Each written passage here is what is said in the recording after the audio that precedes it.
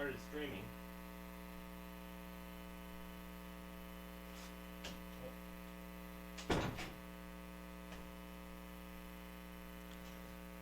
But it looks pixelated as all hell.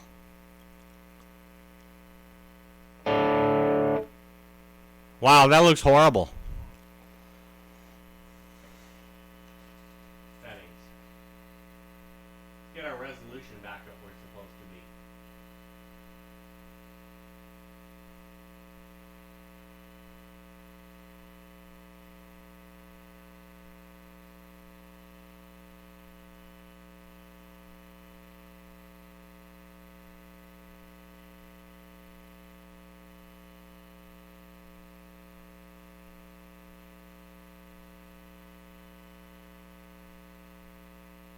Video looks like shite.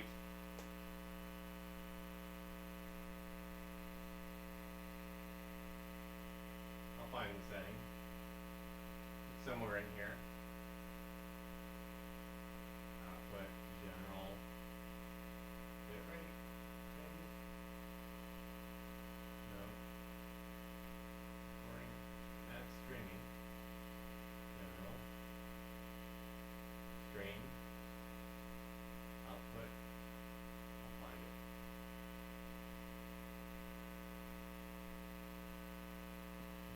Hey, Upside Down, what's happening? I'm trying to get my video looking somewhat decent somehow, because my goodness, that looks just absolutely horrendous. So thanks for bearing with me. Give me 1 second here. I'm going to try to make it somewhat visible. I changed settings on my OBS, and now things have just gone weird. Is the sound very low? Thank you! Merry Christmas! Is it the sound is low?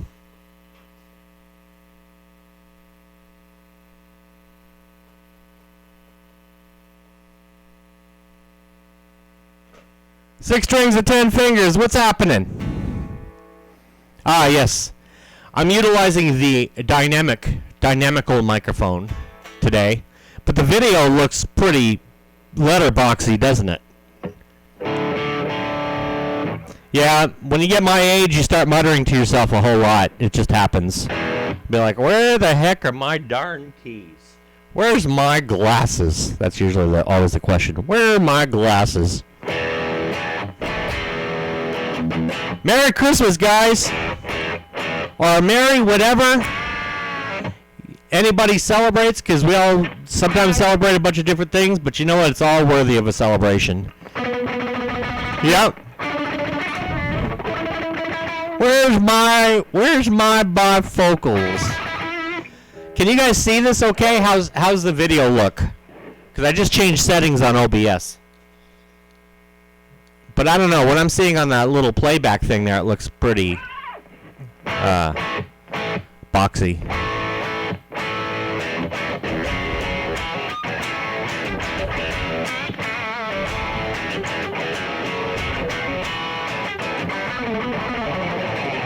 Ah, okay.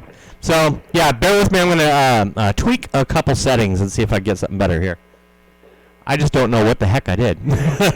That's good. At least we got the audio. The audio, to me, is the most important part. But I'll try to get the video, too. We'll see. Where's those settings? I think probably I need to set a better... I think probably I need to set a better frame rate, or yeah, I think it's frame rate.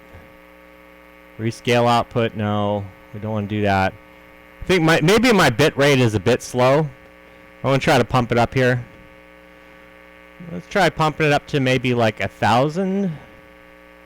That's what I'm thinking, maybe. Let's see how that works. See what that looks like. I'm looking at the video. I'm seeing less letterboxing, or maybe not. But then there's also the actual output or resolution. This OBS is a little bit on the complex side here. It's a great program, and it's free, so I can't complain. But it can be a little bit difficult to set up.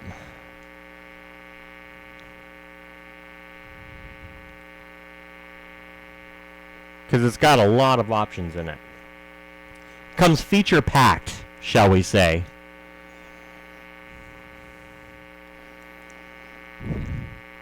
See, is that looking better? No, I'm still seeing letterboxing over there. Slightly better, I guess. It sounds good, but the video quality is, let's say, interesting. Yeah, I see what you're saying, my friend. Okay, so I got that bitrate set higher. But for some reason, let me, no, I want to save the changes. Yep, save them. Now, when I see in OBS, it looks beautiful. But let's see here for, no. Actually, it's looking better now over there from what I'm seeing. Let's see if it's enough to actually capture picking motions.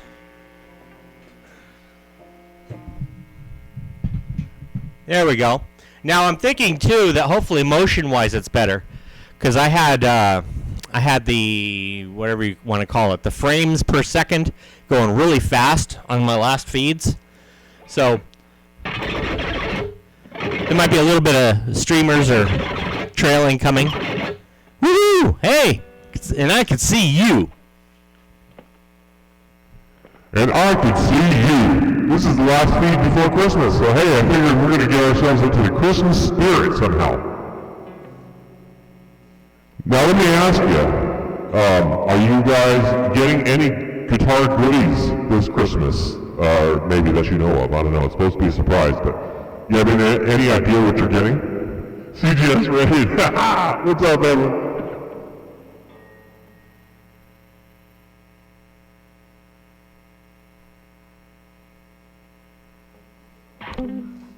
Who's getting what for Christmas? What new toys am I going to get to see when I check out your videos?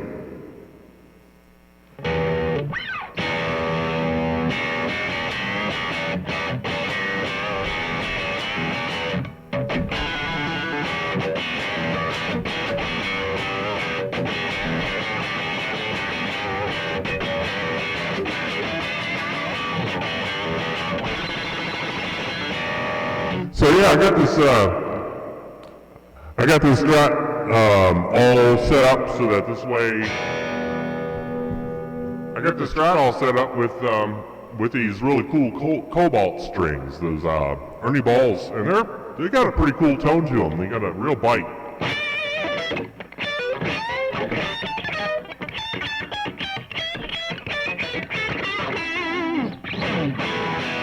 So long as I can play the notes, but these are 9s.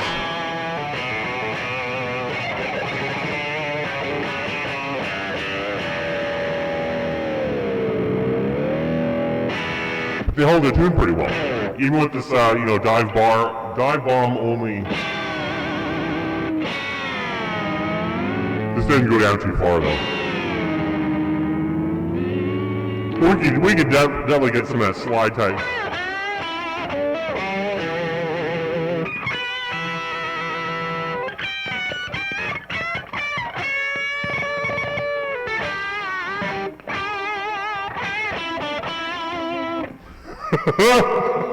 I've been low voicing you guys the whole time, haven't I?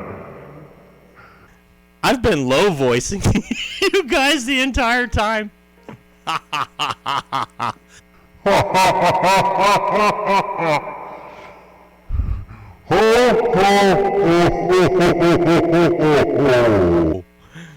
Yes, sirree, upside down. It's been a bit cobalty. We're all feeling a bit cobalty now, aren't we? I mean, if we're gonna do it.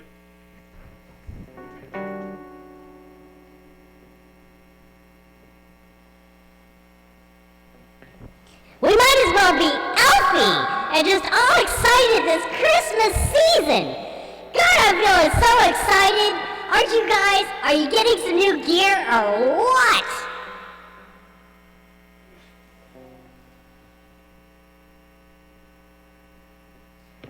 And then you answer, well, I have no idea. The mighty pork chop, howdy, howdy.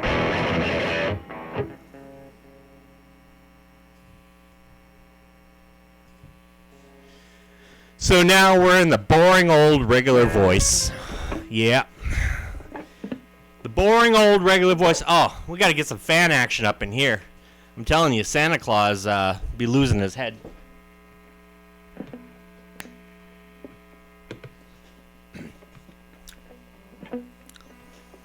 There's absolutely no way that I get through a gig with this thing on. Absolutely no way. But it's kind of neat because you lift it up. Ah, sweat. Put it back down.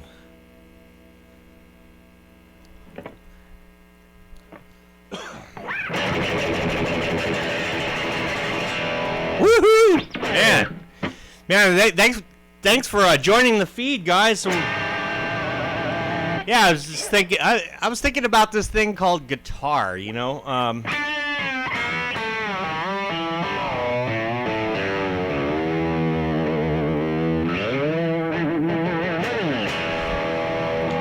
So I did one recently that's kind of more, you know, old school.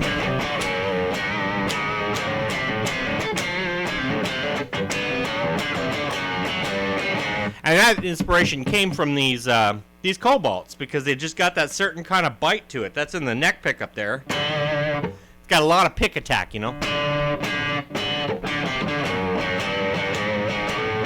Thrash! Ho, ho, ho, ho! Thrash! I gotta say something about thrash. Last week, for some reason, you know, I got into live feed land, and I'm like, you know what?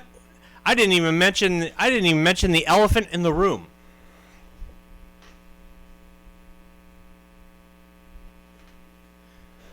There was an elephant in the room, and what was this elephant? But it was this killer video by Thrash Metal and Fun Riffs, where he had me going 1,000.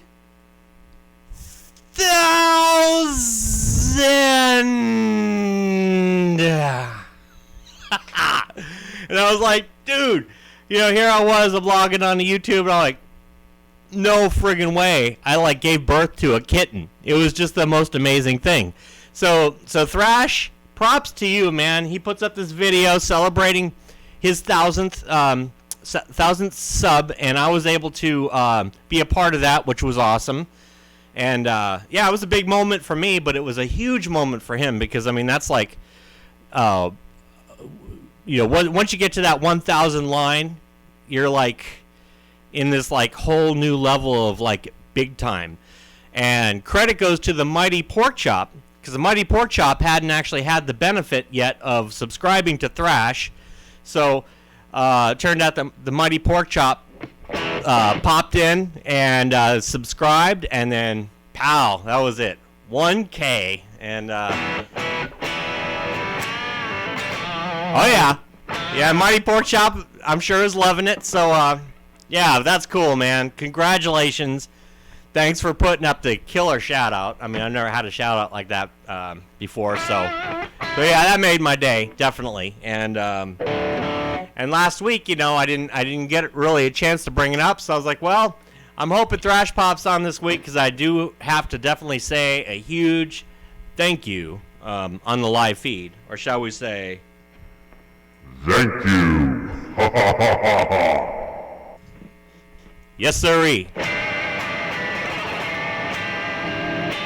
But yeah, so yeah, absolutely. You know, and anybody isn't subbed, well, definitely hook up over there.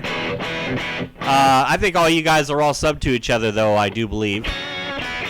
Yep, absolutely. I mean, we have this like community, basically. It's a guitar community, and I always credited EJ with that, because EJ was pretty much the one who kind of introduced me to everybody out there. And before long, I was like, hey, there's this guitar community on YouTube I never knew about. So getting to know all you guys and just, you know, hopping on. And then eventually, you know, I come to realize that I have my YouTube channel is actually kind of grandfathered in to be able to do live feeds, even though, you know, I've got a ways to go to get to the 1K I think you're supposed to normally have. But since my channel's so old, it's as old as dirt, I actually had it before Google even bought YouTube, I believe. I was able to do that, so it's kind of cool. I'm like a partner verified dude or whatever, so I could, you know, have kind of a, you know, relatively small base and still be able to you know, get on here and do the feeds. So that's really a nice thing. I think everybody should be able to. 'Cause I think it was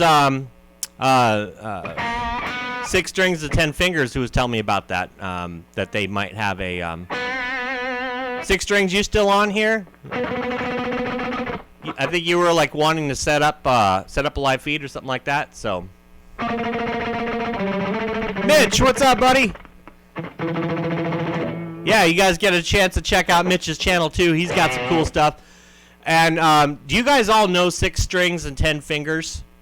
I think I've kind of introduced him a little bit before, but I come across this guy, and like I said, he's the future of rock goddery. He knows like Dawkins songs and all sorts of just insane stuff that I grew up listening to, and I'm like, yeah, that is cool to see the mantle is still being carried with the serious rock and stuff. So. Ah, well, see, and there you go. You know his name's Brian, so there.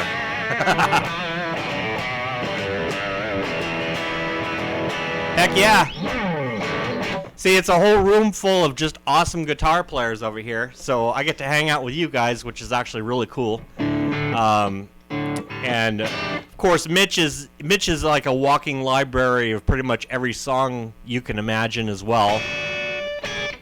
You get on his live feed and he's taking requests. He's like, sure, man, stump the guitar player. And I have not seen you get stumped yet, Mitch, so there you go. And of course we got Thrash, who like actually plays thrash artfully. Pretty cool to watch, pretty cool to listen to. Actually making me want to maybe attempt something like a Slipknot cover or something like that, but you know, I'll have to get there. I got to do some push-ups, kind of get the energy going. And the Artful Thrasher. Man, see, that's pretty cool. That could be like another tagline. See, and Mitch, you know, I call him Modest Mitch. You know a lot of tunes. Heck, you could, man, get out of here. You know a whole ton of stuff. The Artful Thrasher. That'd be like a really cool name for like a thrash metal club, right? The Artful Thrasher. Come join the mosh pit tonight at the Artful... Oh, man, come on. I need the right voice for that. Come join the mosh pit tonight at the Artful Thrasher. Be there at 8 o'clock p.m. Yeah, I could totally see that. The Artful Thrasher.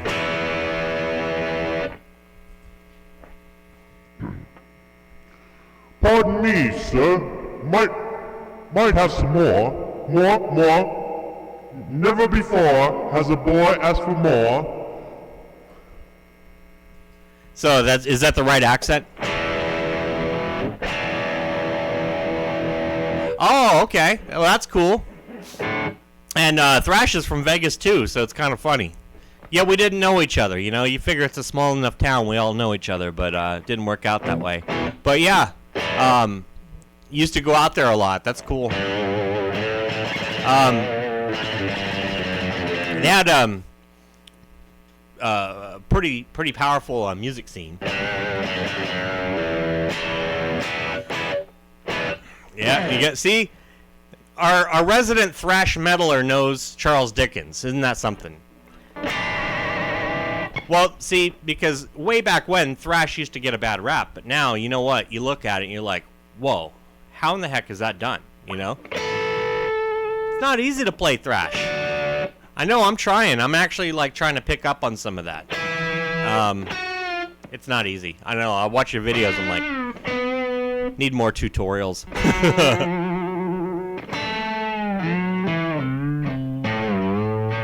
But yeah, Vegas had a cool music scene. Really interesting. I mean, there was a jam night going on like pretty much every night. Yeah, Fremont Street Experience. See, I remembered it when I was a kid, back before there was all that Fremont Street Experience stuff. I lived out there, then I moved around. I lived in New York and all that. I came back later on, but I was like, I remember going downtown, you know, like, hey, where's the cowboy that's doing that, right? You used to be able, no matter where you were in that town, you could see where the cowboy was just constantly going like that with his, you know, hitchhiking. And, yeah, I don't know, it's cool. The experience is cool, but it was much cooler back when it wasn't the experience, when there wasn't, like, that roof over it and all that, because downtown was, like, really neat. But they do some cool stuff there. My wife and I, we saw Loverboy there. And it was pretty cool because we were going out to dinner with some friends, so we happened to just kind of like pop over by there, and I guess they thought we were like somehow like part of the party. So they're like, we didn't realize, like, we weren't even trying to go in the door or anything. There was like the gated area, you know, it's like this gated area, and then Loverboy's playing on the under a tent, and everybody's sitting outside watching. So they just opened the door for us. We're like, cool. So we go in, and you know, my wife's from Canada, so afterwards, you know, talking with Mike Reno about Canada, and yeah, it was a really cool experience. And their guitar player ripped, man. That guy was awesome. Oh yeah, I used to play with a group at the top of the stratosphere, Ivana and Denol, or Avenue as they were called. Did a lot of R&B stuff like that. We played in that restaurant that was there on the top of it. That was a cool gig. It was really interesting. We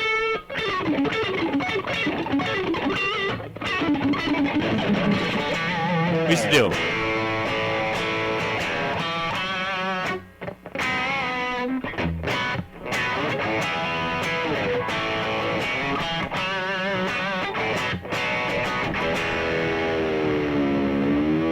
Tell me something good. It's one of the songs I remember we used to do. Of course, not quite like that metal. See, I don't know though. You guys have turned me into a metal player. Circus. They supposedly had the best steak in town. I've never actually tried their steak that I remember, but they supposedly had the best steak in town there. See, now we got the keg out here, so you can't beat that. But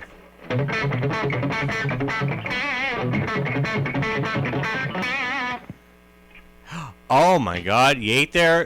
Thrash ate there once. Wife sets her purse down on the floor beside the table by the windows. A few minutes later, realizes it's moved 20 feet because the whole place was spinning. Yeah, that's right. Yeah, because it was always slowly, ever so slowly spinning around. Oh man, that's crazy. So it must have been, yeah, somehow that part of it was stationary, so that part was actually spinning around. Oh man, that's nuts. That's some good food there too. I used to get free food over there when I'd play. I know the name, Danny Coker, but I can't really place him. Where's he from? Is he a singer, entertainer?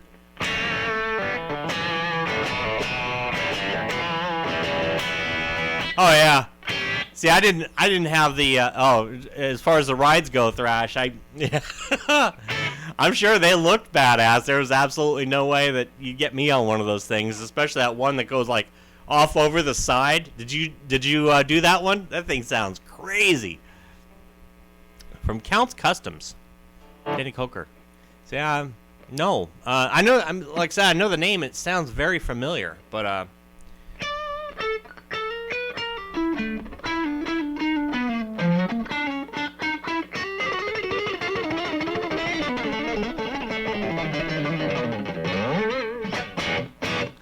okay.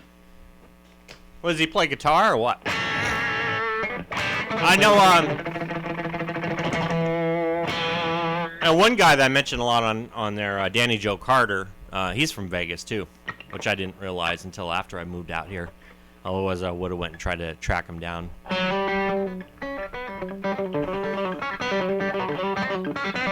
Oh, that's cool, man.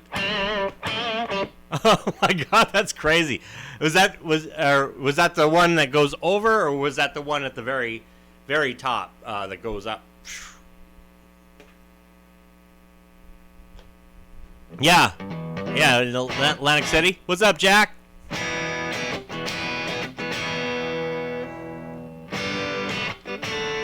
That was like their spin-off over there. Oh, God, yeah. I could only imagine. I mean, there'd be absolutely... Because, I mean, from what I've seen from the footage of it, it's like, it literally, it's as if you're just falling right off the side of the building. I mean, that's just... You got to be a glutton for punishment for that. The tipping one, the big shot, yeah, and small coaster going around, and then the big shot was the one that was at the very top of it, basically the whatever you want to call that, at the top of the building there. It's like a hydraulic thing that would just shoot you up. Oh, I don't know. I'd see people going on there, because we'd be playing in that restaurant, whatever, and you could see, everybody lining up and going. I'm like, man, they are just, I don't know how they can do it, man. No way. I used to love all that stuff, and then I just went to one carnival, or not carnival, but thing out in, was it Great Adventure, I think it was? Yeah. And we went on one of those things that went upside down, where it just kind of hangs upside down, so you're just sitting there looking, and yeah, that was the end of it for me, so. But I had a friend of mine, he always had motion sickness, but for some reason he'd always get on those rides, and it didn't matter. Like a keyboard player that was playing in the group I was playing with, anytime we took a flight, he always had that bag out. He was just, barfing in that thing, but it didn't matter. And he'd go ahead and take these. He'd get on these rides, like one that goes sideways, or whatever, and he gets sick. So what does he do? He didn't want to, barf on the people, so he'd get over to the side, and then go around, go to the other side. Look how the heck. Now, if I were to turn my head literally upside down, yeah, exactly. Would I then see your name right side up? Oh yeah, I'm with you, Mitch, and upside down too, same way. Thank you, Jack. Appreciate that. This is an old. It's pretty old Strat. I mean, the neck is like very old, like 70s or something, and then the body's from the mid 80s. Parts are from the 90s for the most part, except for a few switches. I just kept the original pick guard. It probably looks a little smoother on video, but basically it's taped up all to hell. There's white tape all over it. I mean, I got glue, just you name it. But it's got it's pretty modded up. So I have this wiper switch put on here because I got rid of the tone. Yeah, exactly. I don't find the tone advantageous. A lot of people use it. Personally, for me, even just having the tone control in the circuit tends to wipe out some of those highs. I hear the difference, so I just get rid of the tones. Normally with guitars, I just cut the tones out entirely. But this one, I actually set it up so that you could actually wipe out all the lows, and it almost works like an anti-boost, if you will.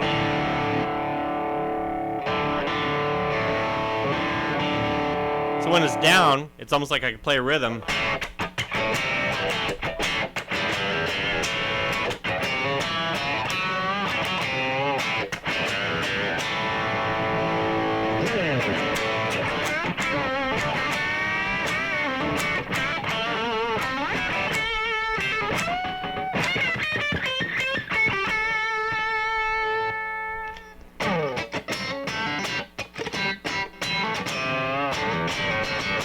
So it's really kind of neat. Gives you a lot of twang.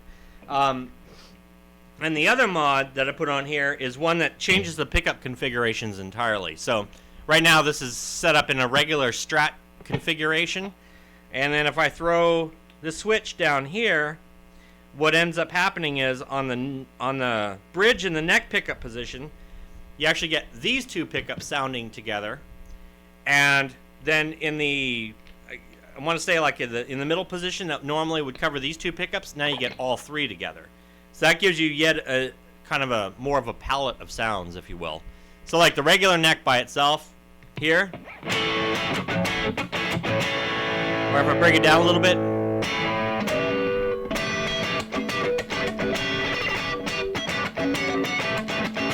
Right? I throw that switch. Now you get kind of the mixture. It's good for like country.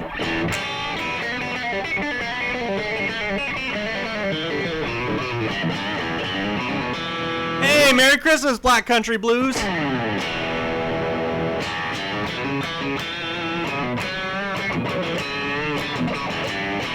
So it's got a real twang to it of sorts by mixing those two. And then you get into the middle, that kind of semi-middle position where all three pickups are ringing. It is very...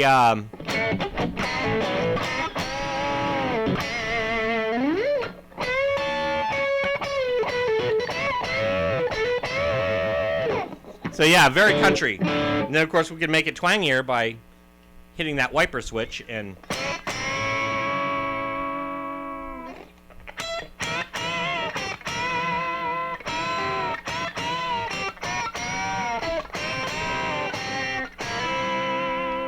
Huh.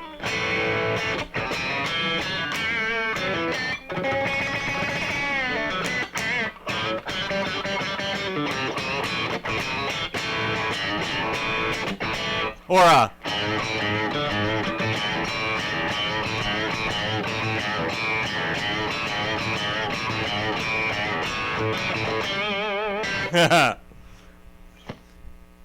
gotta cut foot loose, foot loose.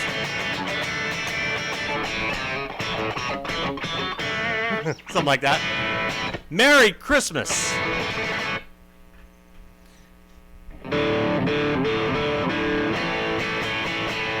Yeah, so we have a whole group of guitar players out here. And we like to have fun here on a Sunday, and it's the Sunday before Christmas. So what's everybody doing? Any special plans? Me, I'm staying local. My wife and I are chilling out. Gonna eat lots of bad stuff that I normally don't eat. It'll be great. I'll be very large like that and happy.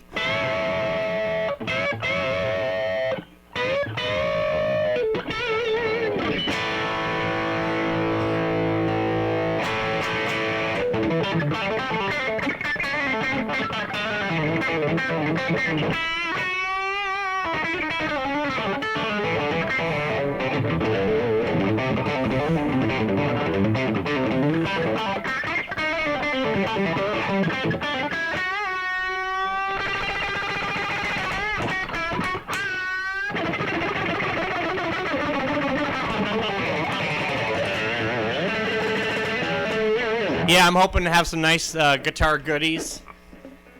I made a request to old Santa Claus, and I'm hoping that, you know, good old I still believe somehow, because Santa Claus did bring me a guitar that I found in the garbage. He just left it in the garbage. He's like, yeah, I think Jimmy needs a new guitar. I'll give him an old Bridgecraft, one that he can work on, because this thing is like totally almost dead. So there you go. See, so Edwin's got himself a plan of action right there.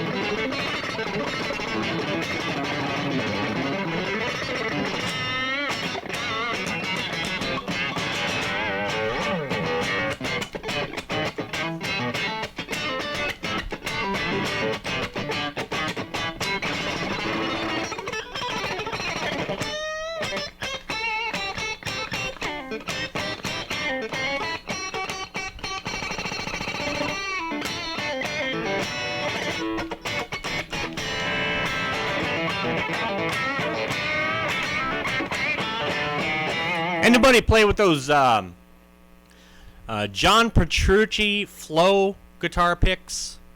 It's like a red pick. It's got a really cool like holographic thing. I put in my request for a few of those, so I'm gonna give those a shot. They're supposed to be really fast pickers. I saw SS and TF got a bad lesson on booze last night. Seeing that guy drink. Oh boy, yeah, that doesn't sound too good. Sounds like that could make for a really bad morning.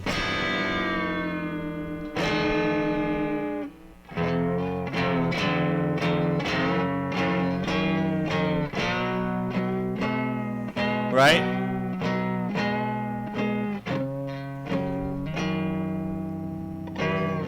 Let's play some blues.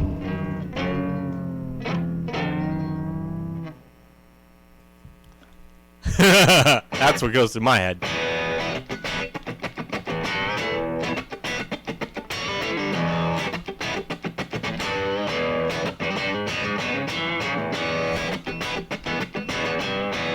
See that?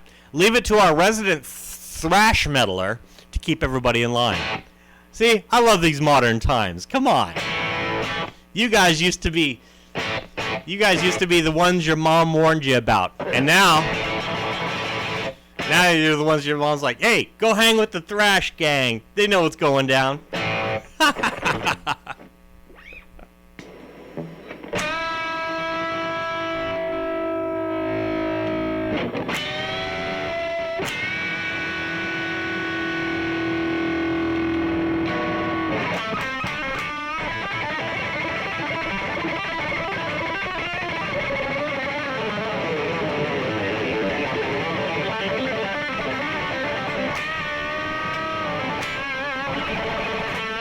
That's it.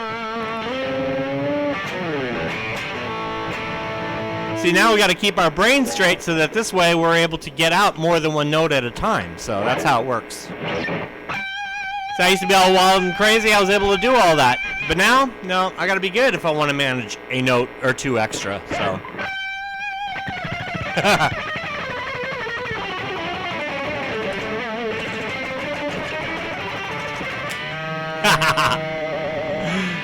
Edwin, that's pretty funny.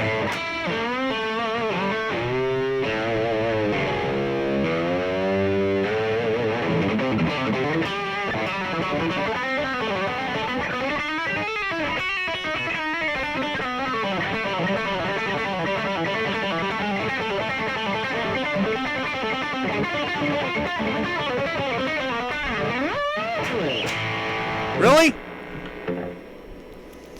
What? Now, yeah, so I'm trying to figure that out. Being guitar meets science. What should be the mathematical ratio of riffs to talk? What would it be? Or should we say talk to riffs? It's kind of like a sort of an S and R equation.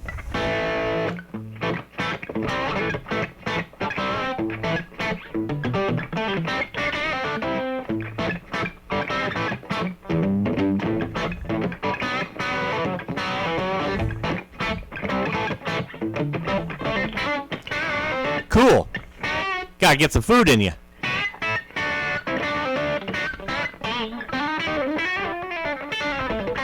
See, this is a nervous habit for me. Guitar is always a nervous habit, so that's why pretty much every time I put up a video, I'm like, hey guys, watch me do my nervous habit. I try to find a way, you know, the more caffeine that comes in, then obviously the more nervous you get sometimes, so then you try to play faster. So you just have a whole bunch of caffeine.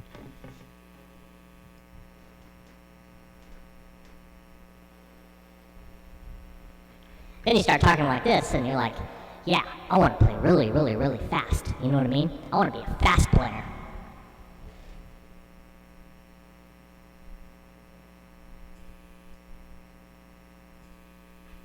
But yeah, no, it's true. Now, I don't ask that rhetorically. I'm like really actually curious, because I don't really get on.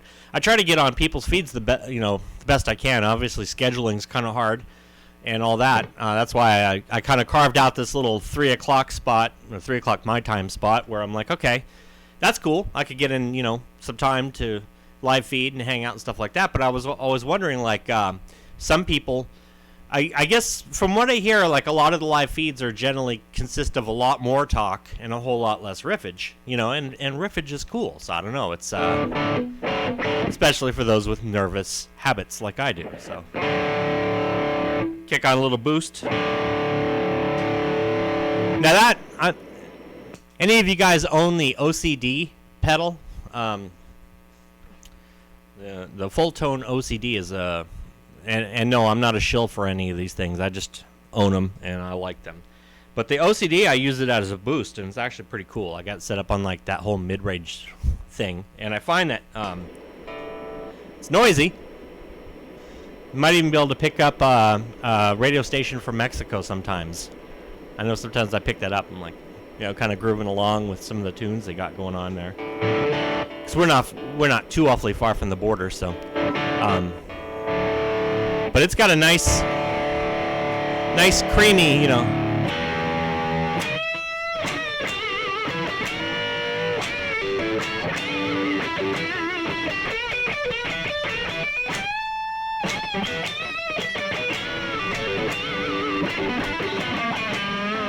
Oh yeah, I agree with you, 6 strings. Definitely, Brian.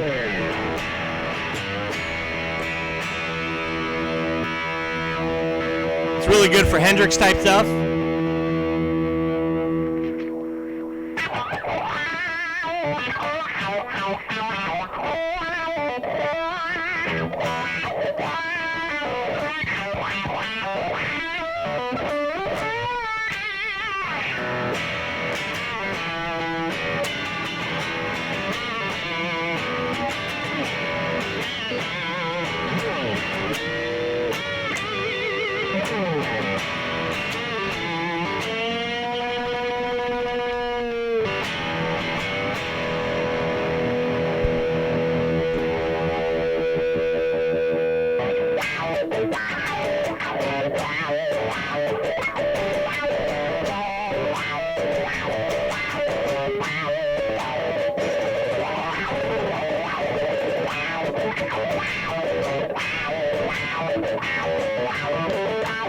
Hey, Dan!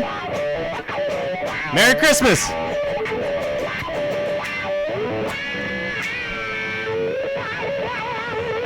Dan taught me that song. At least he taught me the right way to play it.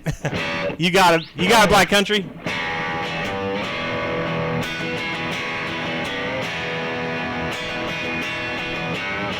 And when I wanted to try to get the band to play a little funkier, I throw in a little of that.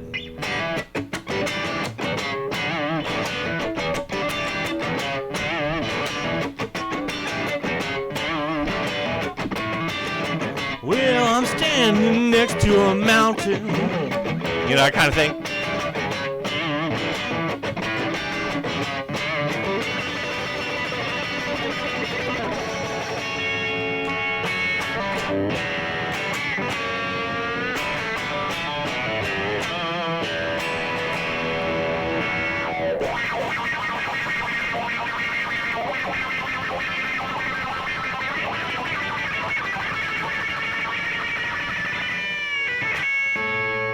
Hey, that's all right, man.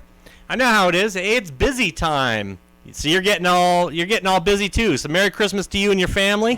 Thanks for coming by and giving a shout and saying what's happening. Enjoy your Christmas. Can't wait to see all the goodies you get. Can't wait to see all the goodies everybody gets. See, that's one cool thing about YouTube as well, is that you could, you hop on there and be like, yeah, man, check this out. This is what I got going on. And lately, I've become so obsessed with like picks and strings. I know it sounds kind of redundant. Cole, hey, there you go. That's probably a new kind of pick material right there. I mean, they have Oltec so far. They have nylon. They have Tortex. Coal.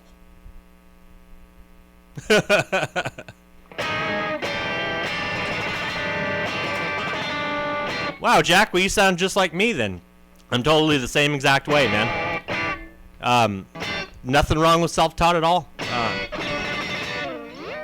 I mean, eventually, like, after I've been playing for some years, I studied with Larry Meyer. I definitely, you know, if you're searching around YouTube or whatever, look him up, Larry Meyer, jazz guitar.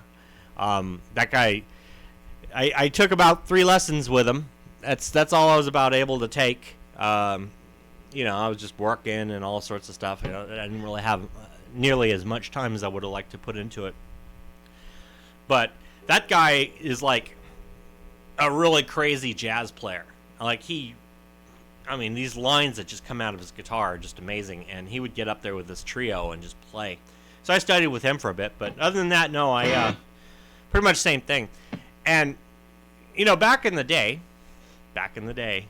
you know, here we go. I'm dating myself here, but we didn't have the beauty of YouTube. We didn't really have, you know, a lot of the stuff was kind of a mystery back then. So, hey, thank you, man.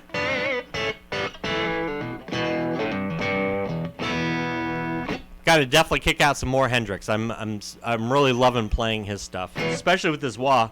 But you know, I noticed that the wah-wah pedal isn't quite as defined when I'm running the boost into it. So without the boost, it's very wah-wah-wah-ish, you know. Like the boost is off now. And when I turn on the boost,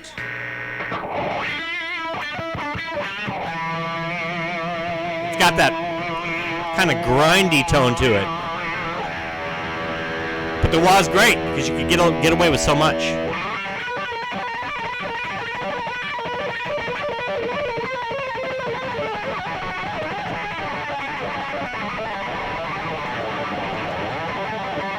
Awesome, man. Well, you're a good company, Jack. I'll check out Paul Rose. What kind of stuff does Paul Rose do?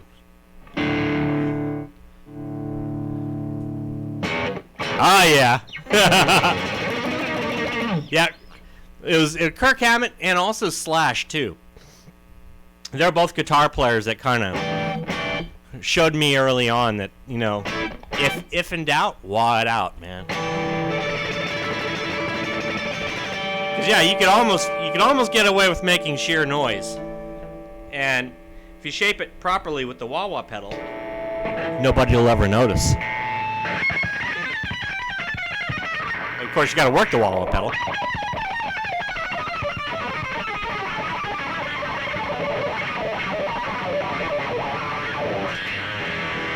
See, it almost sounded like it was in the key of E, but it was in the key of Q sharp. Thanks, man. Yeah, it's kind of a Stevie Ray-ish, Stevie Ray meets Jimi Hendrix kind of thing. Your parents rented a Woodstock VHS. They're playing outside. Kids, come see Hendrix play the Star Spangled Banner. That became your first upload 30 years later. Man, see how cool is that? That's a cool story, dude. That's like where that influence starts right there, you know? Just has this profound effect on you. That's really cool. And that was cool of your dad, too, to get you guys in there. Like, come on, guys, check this out, man.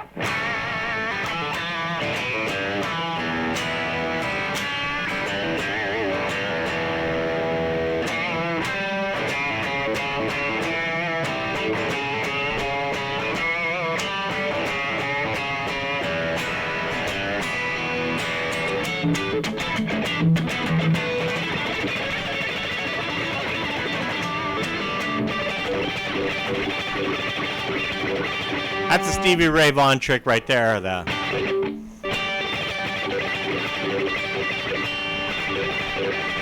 Which is really a two octave double stop. Yeah, 12 on the D, 12 on the G, 15 on the B, 15 on the E. So it's like you hold it with the pinkies like that. You do that. Yeah, and you go like that, and you go like that.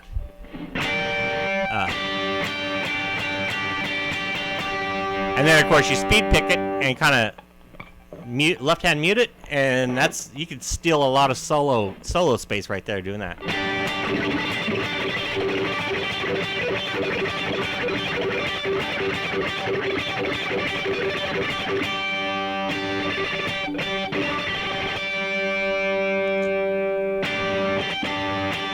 Ah, Lenny. Lenny's a good one.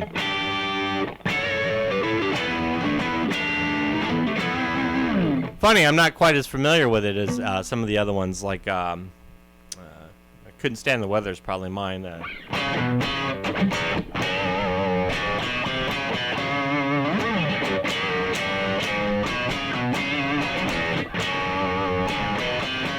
he does that little trick I showed you.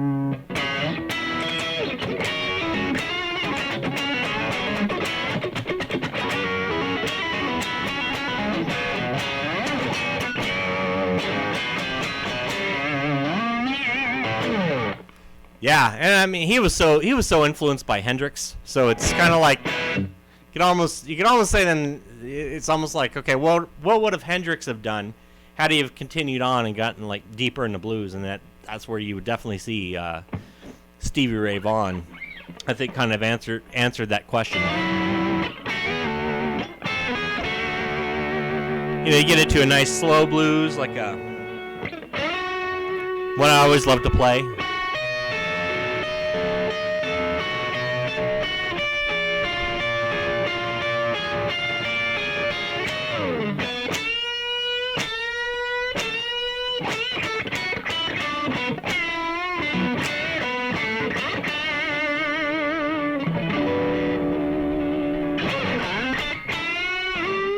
Another good song.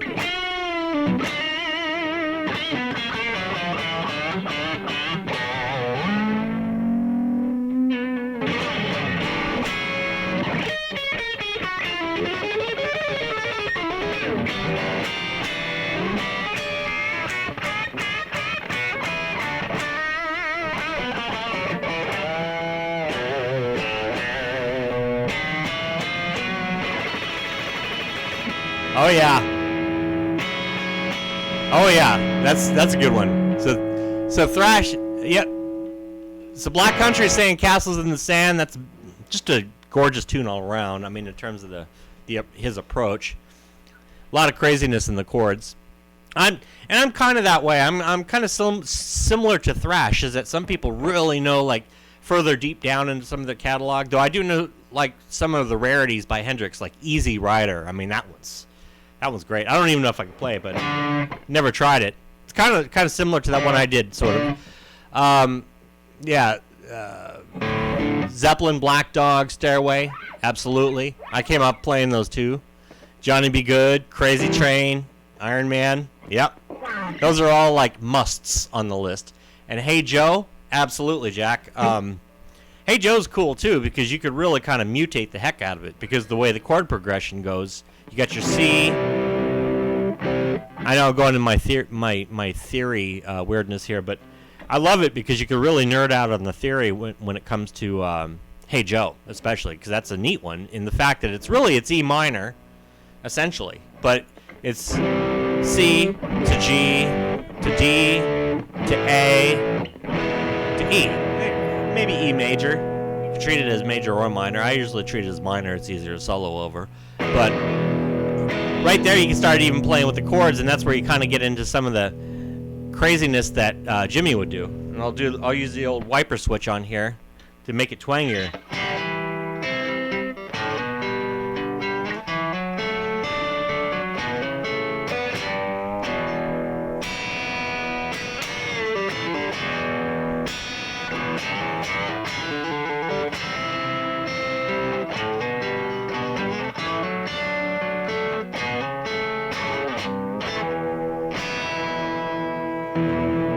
And what's cool about Hey Joe too is that you can let those notes just live forever.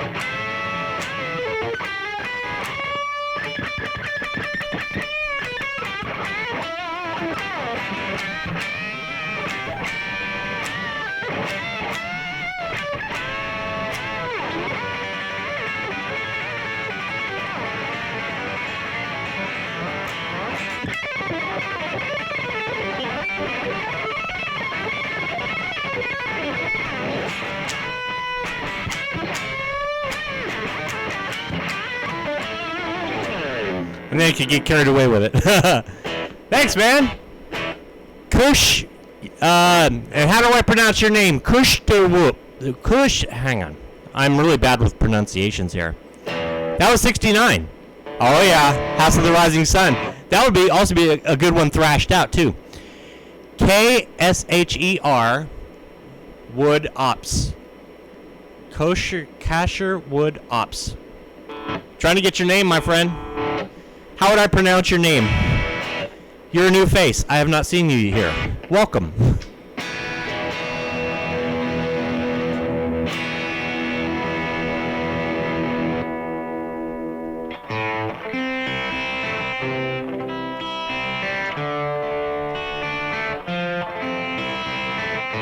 Hey, thank you, man.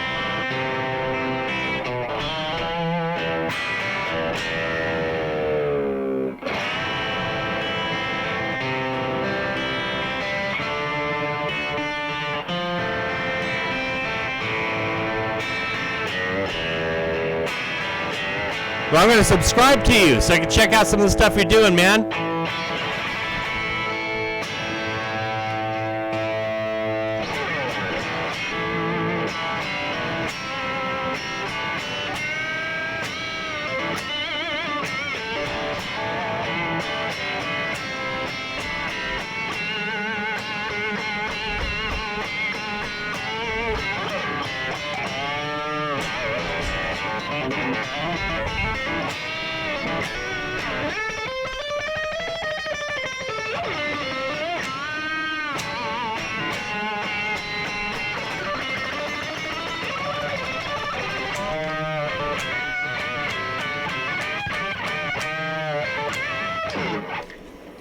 Jared Dines, Dines, is that how it's pronounced, Dines or Dines? I can't remember. I know I'm a subscriber to his thing, but he posted giving away all the guitars to kids this week.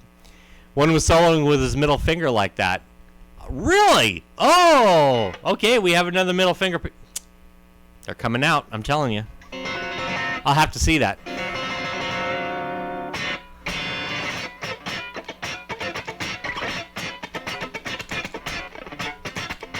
JD's Abassi cat. Oh, okay, so that's from Tosin Abassi. That guy's got one hell of a collection of guitars. I know that. People just send him guitars. It's crazy. He had gotten this white Les Paul or something like that. So I think he said something like nobody wanted that guitar or whatever. So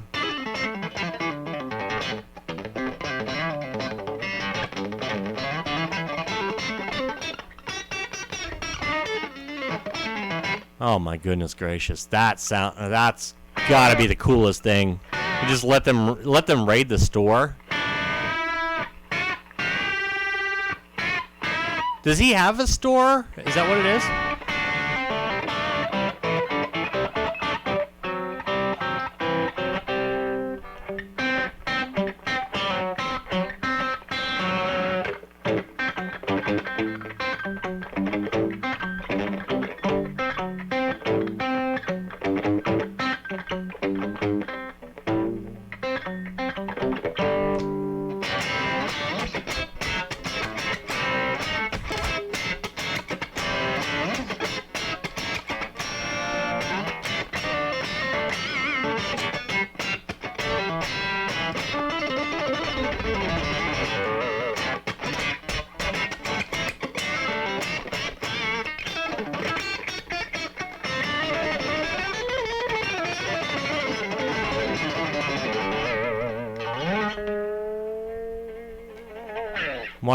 So he partnered with a small guitar shop, brought in a bunch of extra guitars, and wanted the kids to be able to choose what they liked. Yeah, that's a cool thing, you know? Getting some more of that future generation jammers out there. Like 6 strings and 10 fingers. 6 strings, 10 fingers, said that was a cool vid. He sold his 18 string for an insane amount of money to the guy at Distro Kid for the Kids. That's really cool. That's a real charitable cause right there. So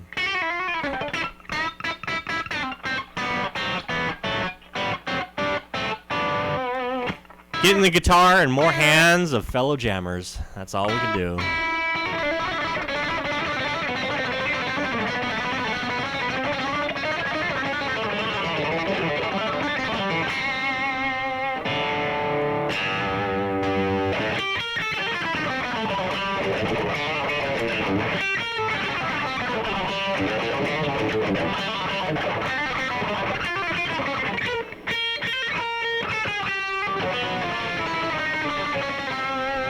Metalhead Hippie on the GoFundMe too. That's cool. So you donated as well. Right on, man. See, that's a good move. Keeping it going. Keeping the jams a-happening. See, that's why you are worthy of 1,000, 100,000. Keep them going, man. I'll be like, I knew Thrash when. Be like, don't forget us when you get to 100K. Have all these voices of the guitar players on there. You ever do any live feeds recently? Or?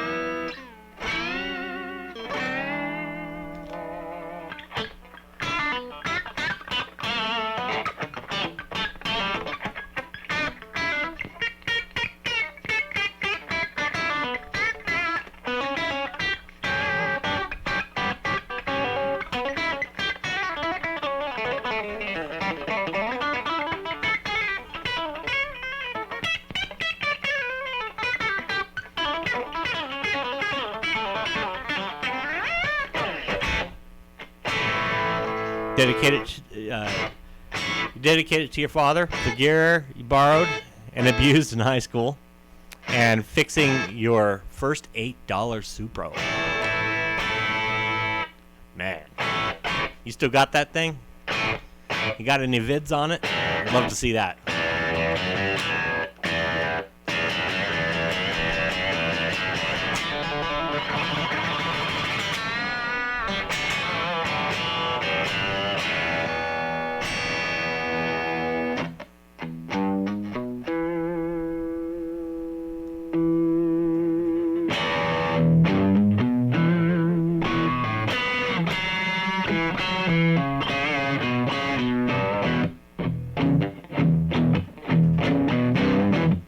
$8 and 2 blank tapes. Huh.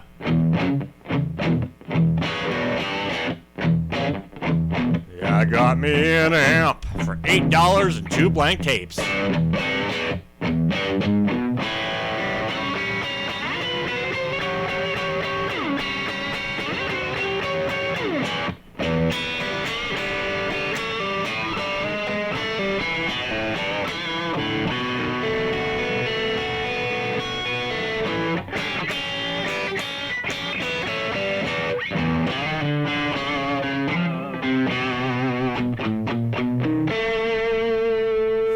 Friend's older bro with Maiden posters and Metallica shirts. Oh yeah.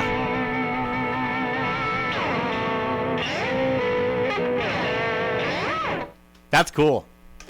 See, that sounds like a cool rig right there.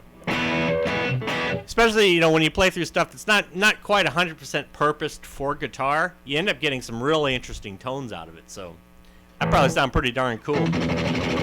It's like, you know, I used to run through a PA type thing. And, of course, it was really, you know, kind of hi-fi, if you will. Almost like overly hi-fi. But it sounded cool. You could do a lot of stuff. The level of sustain on that thing was, like, type...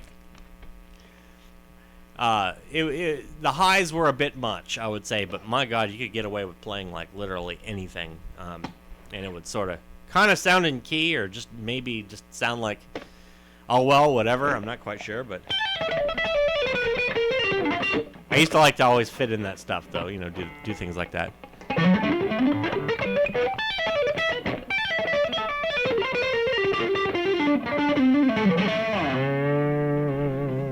It's like me. I took my parents' stereo, and I would do things like that. And that's where I kind of came up with the whole tinfoil thing, because I had an acoustic guitar. And I see Radio Shack. Radio Shack's popping up. Oh yes, I had a loving relationship with Radio Shack. But yeah, I'd just stick a mic on there and throw some tin foil over the strings, and it would rattle the tin foil, and that was the quote-unquote distortion. And I'd invite friends over. It sounded horrendous, but at the time I thought it was cool. But yeah, you played through Radio Shack 4-channel PA, Boss distortion, yep. Fisher dual tape deck with the cable, solder, yep. Oh my God, man, that's so funny. Yeah, we came up pretty much the same way. 85 was the year that Black Country Blues joined the band you made money with, the only band you made money with. Quit in 98. So you had a good run with them then. That was over 10 years. I mean, that's a long run for bands generally. I don't know. I've never been in a band that long. So, what band was that, or is that like a?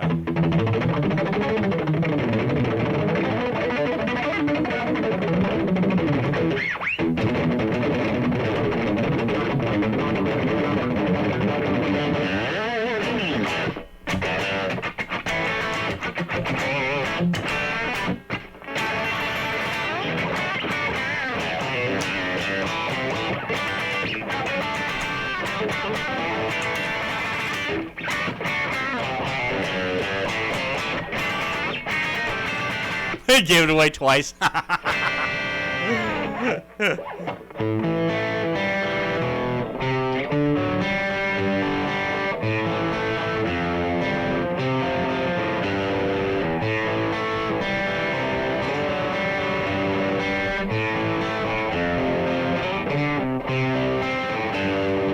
well, that's all right.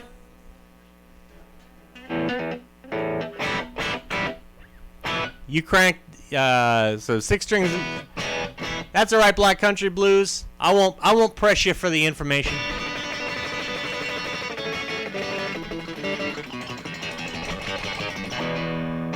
See, I cranked my little 35-watt Orange Crush to 10. Found a 50-foot cable. Walked outside to see how loud it was. Luckily, you didn't blow it up. I did this to see if the neighbors could hear it. And could they? Was it something you could hear outside or no?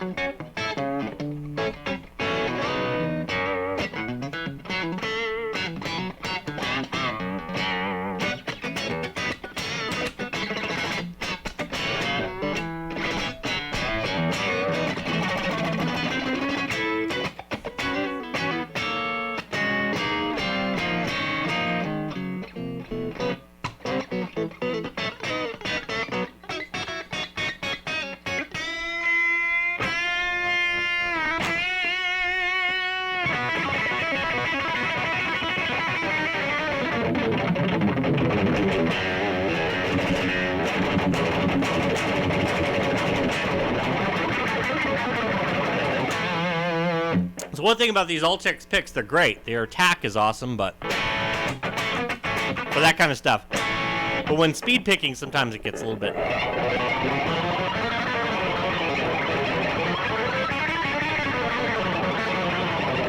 Oh yeah, Fender definitely had some lefty strats. You get that reverse headstock going on. So like Hendrix, obviously his was a natural reverse headstock. So his looked like that. I mean, and that's cool. There's just some kind of attitude with that going on entirely. But, yeah. Fender definitely has their lefty strats too. The jack would be up here. So it'd be, entirely reversing the pickguard, which then, I remember, like with Hendrix, he would just run that chord right out the back. So it looked cool. Looked like it had attitude, you know.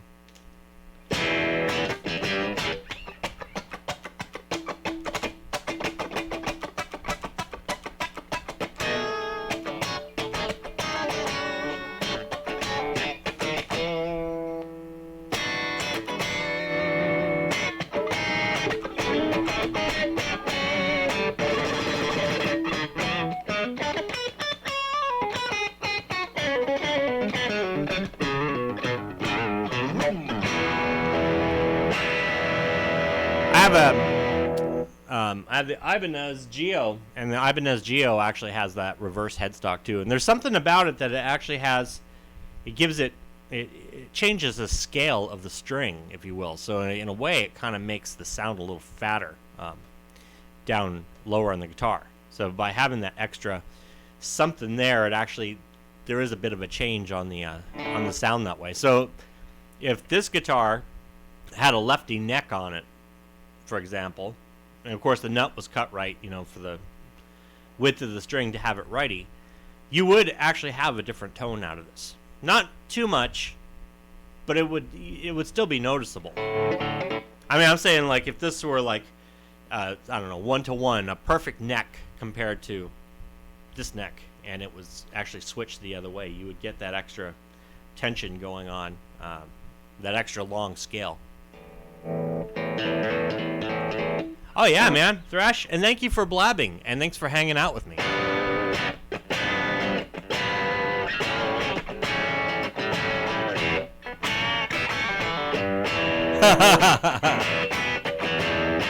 I have no idea if I could do that. I probably doubt I could do that backwards.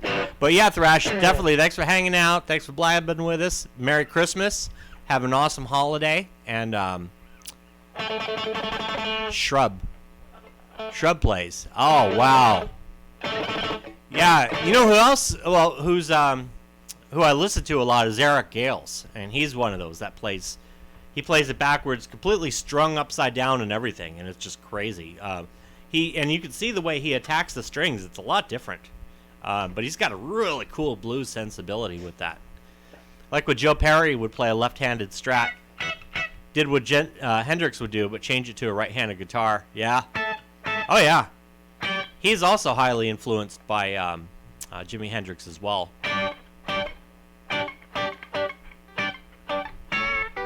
Joe Perry's...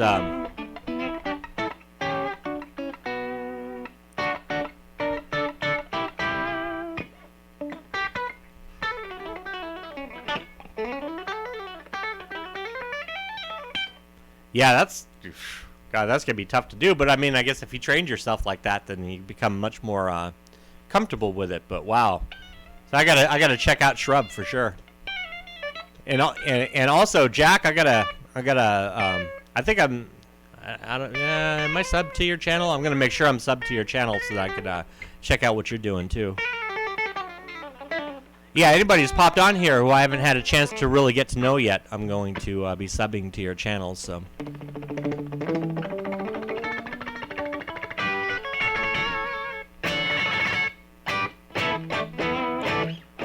Periphery. Yeah, Periphery is like a prog metal, I assume.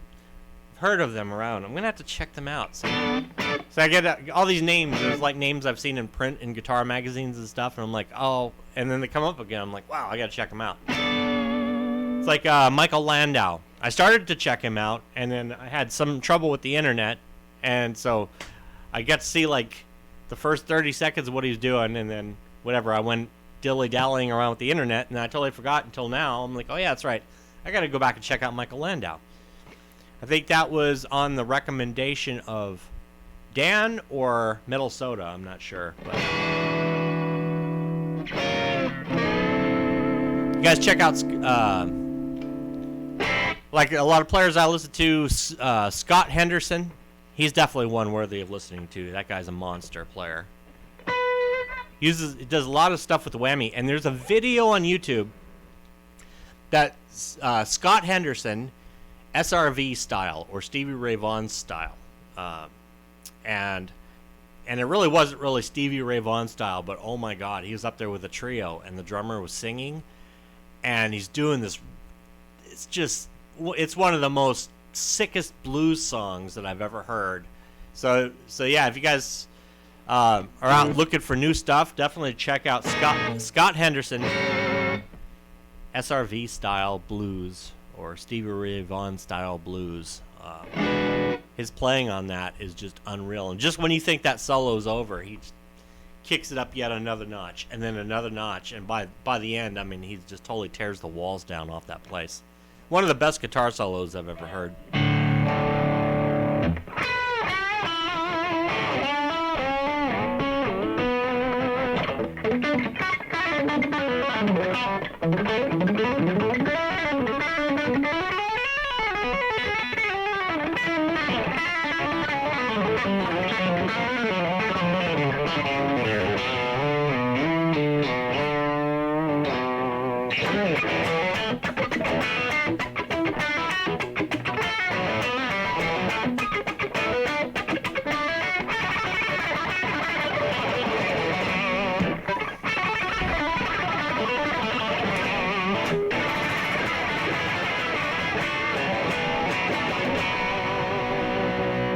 But yeah, so these Altexes are really good, but there does tend to be a bit of extra attack in the strings sometimes.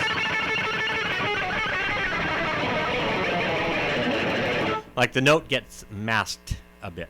So by turning it this way, don't go as fast, but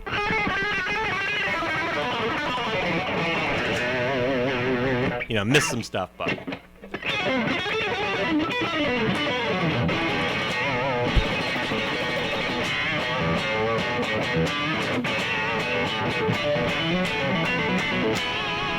but that's why I'm a pick nut. That's why I'm crazy about picks, because you take something like this, and you take something like Animals as Leaders. This is their signature pick. You get a different sound. So like if I play this, and I play this, you get a totally different sound out of it. Not much, but then you get a different approach too. So if I speed pick something like it, and then I go over here and speed pick that same thing, I think this is an Altex as well, though, so that could be why it's yet similar.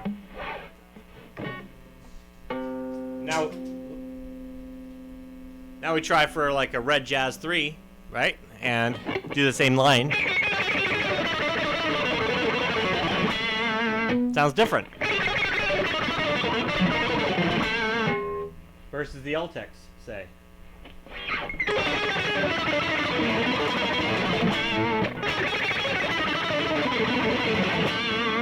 So yeah.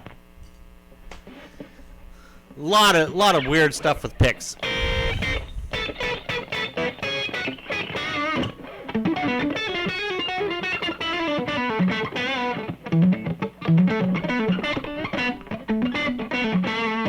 All right, there we go. 6 strings of 10 fingers. You asked. See, I love questions like that because I love hopefully being able to sort of like assist where in all areas where I've had trouble. That's an area where I had trouble a lot. So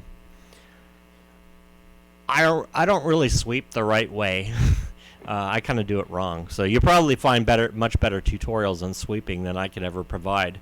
But generally, the way I sweep, I do like mini sweeps with the pentatonic, for example. So I might go.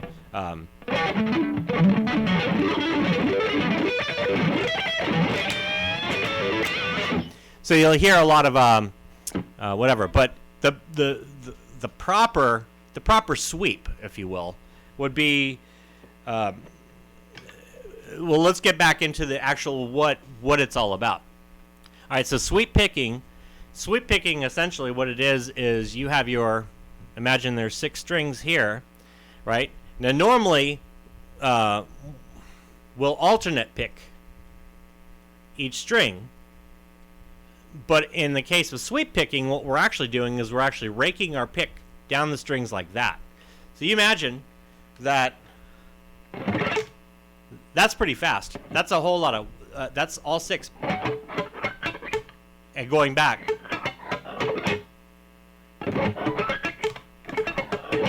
So it's a way of executing a series of notes a lot faster than you normally would. Now, instead of playing a scale, generally when you sweep pick, you're actually breaking up notes of a chord separately. So And usually sweep pick shapes are a little different than, say, your typical chord shape. So like an E minor, for instance, would be like there, right? Off the 9th fret. But we do something like maybe off of like 12, starting on low E, 12, 15, and then 14, 14, 12, 12, 12, 15. That's, if I were to tab it out string by string, that's what it would be. 12, 15 on the low E, so that's 2 frets on the low E, 2 frets on the high E. Everything else is only 1 fret. So it's low E, 12, 15, 14 on the A, 14 on the D, 12 on the G, 12 on the B, and then 12, 15 on the high E.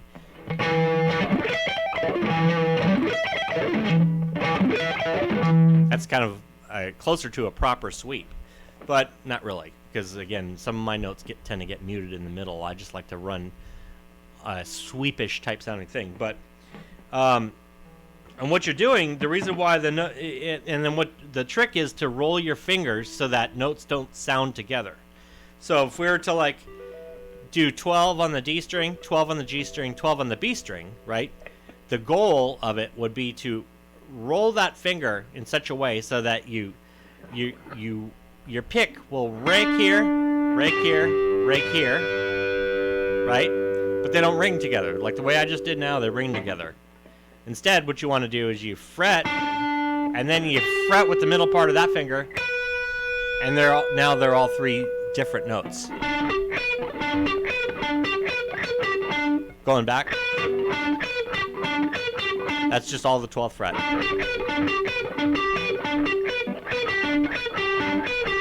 Now the raking motion that you mentioned, that's where it's basically the pick doesn't leave the string. It just kind of goes down and brushes against the string like that. And going back the other way, it's the same way. Usually we like to turn our pick up in the pick down or up in the same direction that we do. So we turn our pick down like to where the butt end of the pick, that top end that we see, this part, you know, the thickest part of the pick. I say that when I'm going towards the floor, that butt end of the pick is kind of facing toward the floor. It goes down, makes it easier. It's like, think of a picket fence. You ever run a stick across a picket fence? Right? That's exactly what we're doing with the strings with the pick when you sweep pick. Or when you rake. Now raking is almost a kind of a different technique, and that's kind of a little bit more of what I tend to do is rake. Like what that usually means is that you're doing that same thing, but you're just muting all the notes and then just hitting a note at the very top of it. So all the rest of the notes are dead. Except that last note. Like that.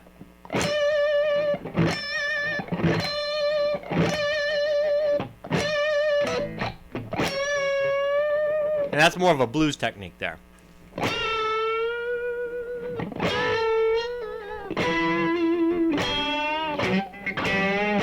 Yeah, Highway Star is a good one. No, I never did see that.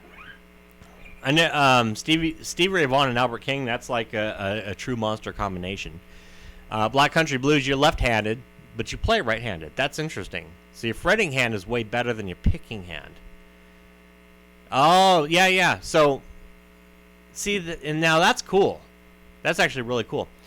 So yeah, 6 strings of 10 fingers. That's kind of like an overview, really, of sweeping. But that's generally the goal. Now, I would definitely recommend learn it properly how to do it. But I could teach you now how to cheat. See, pretty much everything I do, I cheat. So generally, what I usually tend to do is I make sure that the 12 and 15 hammer-on is strong, and the 12 and 15 hammer-on at the highest E are strong, and the rest is pretty much a rake in between. I might hit some chord notes in there. I try for the chord notes, but I really don't care if I hit them, so I just... And it sounds kind of like a sweep pick.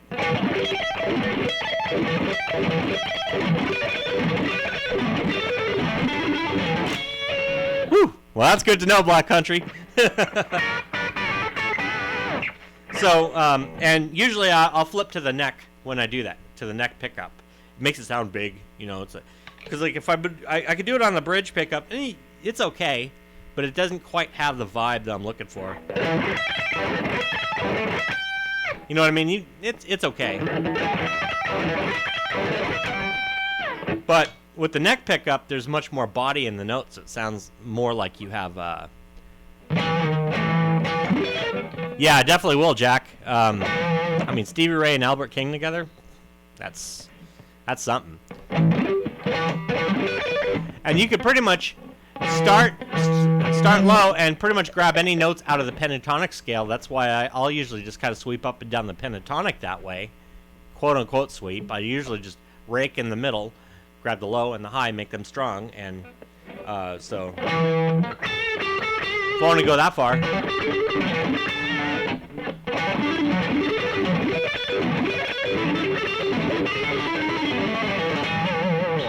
And turn it into a run, you know. That's the cheater's method. There's also, to go on one more thing about sweep picking, is that there are also three-string sweeps, which is like that. And usually you'd start with a pull-off. In this case, in E, it's like a Kirk Hammett sweep from Metallica. So you'd be going 15, 17, 19 with the pinky, pull off to 15, and then when you go to the B string, that's 17, and then 16 on the G, and go back up.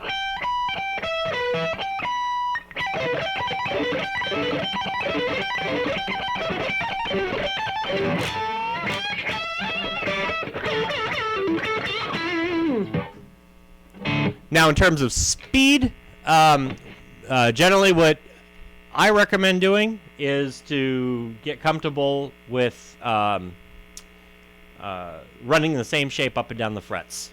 Every feed, I always say that because I'm a big proponent of that, where you're like, you pick a shape. There's actually 4 shapes that you'll run into when you're playing. Really 5 shapes that you run into when you're playing scales. But let's take one of them. That doesn't make music too well, but I usually will run those shapes and practice them like that, or I'll do a whole tone. That's just, you know, whole tone between frets. It's the Eddie Van Halen shape.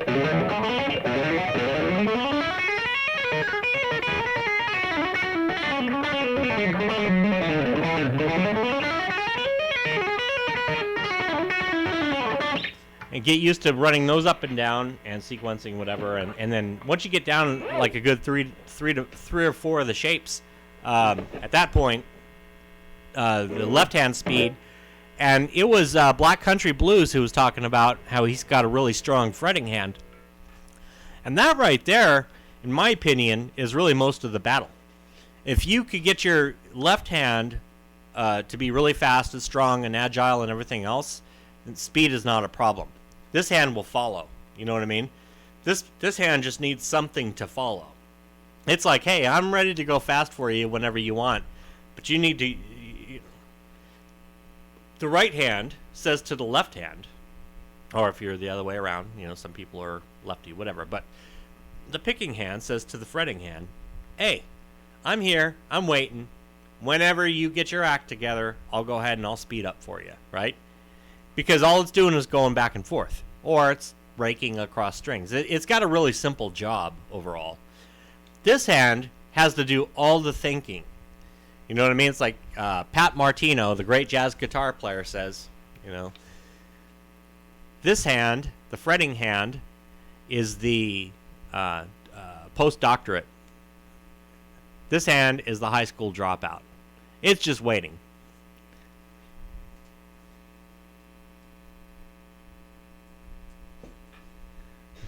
Man, you are kind. Thank you, Black Country Blues. More subscribers means more fun. I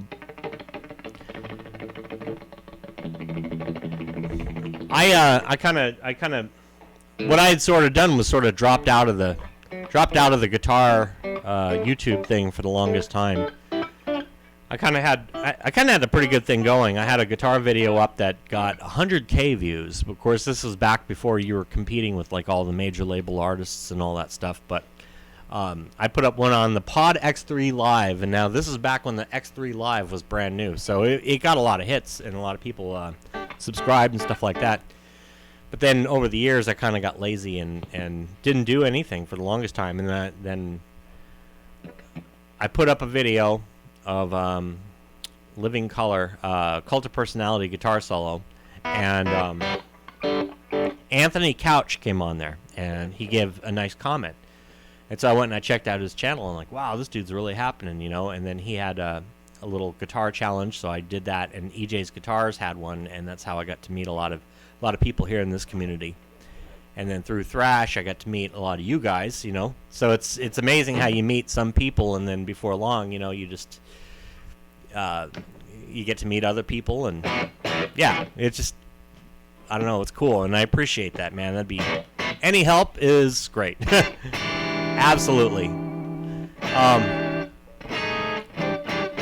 But yeah, going back to the left hand thing. So really, that's pretty much the main thing. And so when it comes to sweep picking as well, too, the faster that left hand gets, the more agile it gets, the easier it is. Because it's really, there's not a whole lot of work this has to do. It has to aim at strings, right?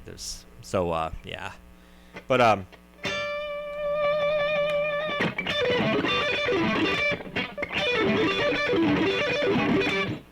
sweeps are also nice too, because you could really? Oh man, do elaborate, please. You had a channel taken down. Turns out you don't own your compositions? What the heck?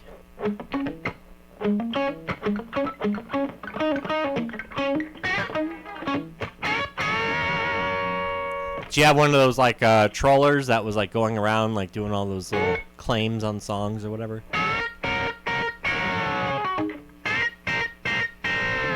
I mean, what happened?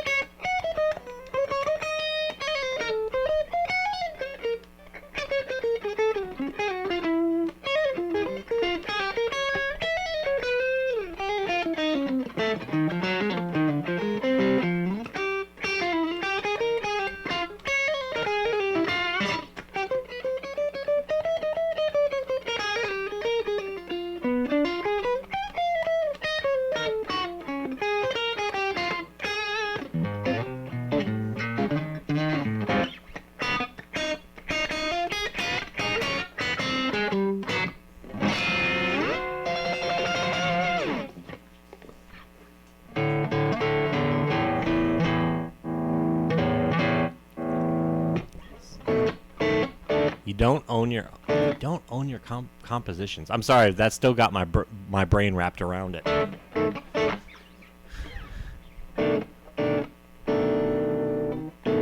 So what was it? Was it that you're doing cover songs or what?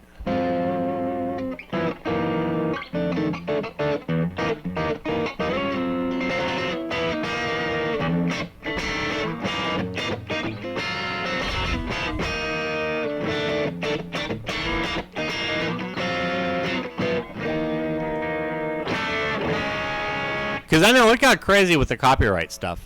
It got really crazy, actually. It seems like now their YouTube is really, to their credit, they're taking the best steps that they possibly can to try to kind of combat that. Because I mean, there were people that were just really like abusing the heck out of it, making claims. You know, if they didn't like a channel, they'd just go ahead and start making claims all over it, and people would end up with stuff getting taken down. It was like a new kind of trolling altogether going on, which is a shame, you know, because it does. It tends, like you were saying, it favors the, well, copyright holders or the claimed copyright holders. It's like it rewards the complainer and not the you know, doesn't really give much thought to sort of saying, okay, you know, let's check the validity of these claims, you know, how valid are they? So YouTube is actually, to their credit, they are definitely taking steps forward on that, because I mean, it just got so out of hand, you know? Yeah, anytime you institute something like that, though, it's going to get out of hand. There's always going to be a gaggle of people out there that tend to take the wrong approach with things, you know?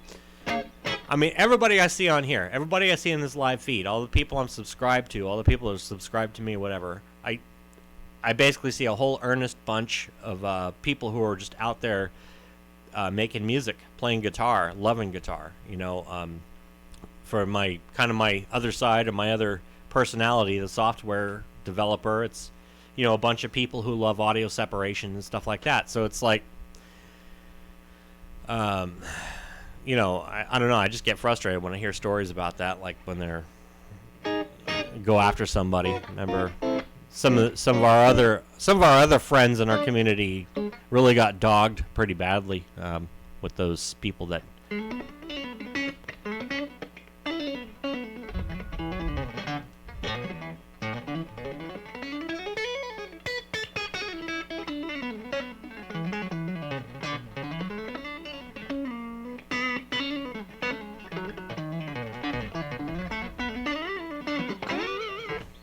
Yeah, when it comes to going off on that old legato tangent too, a good goal that I always had, that I feel it was a good goal for my playing anyways, was to do a run.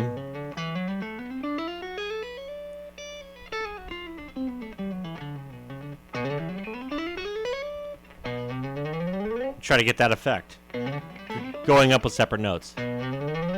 I started playing guitar.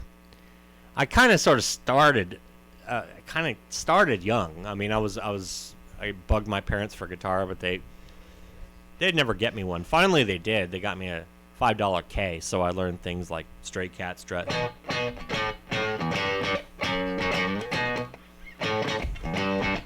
know, that kind of thing, or some of those bass lines or whatever. So yeah, kind of. I mean, I want to say like sort of 10 to 12, something like that. And then, but I started, you know, once I was old enough to like pick up my own busboy gig or whatever when I was 16, then I got a hold of electric guitar and started really kind of getting into it. But still, I don't know. I was horrible when I was 18. Horrible player. I could barely still get by when I was 18. I was doing like sort of a semi-eruption by then, but that was it. So.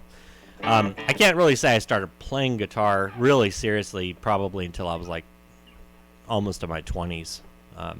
So I'm kind of sort of a late bloomer that way, but I loved guitar for the longest time then. Black Country is saying no originals, but you got paid in the first place. One-off payment. Don't have a problem now. It's a law. Okay.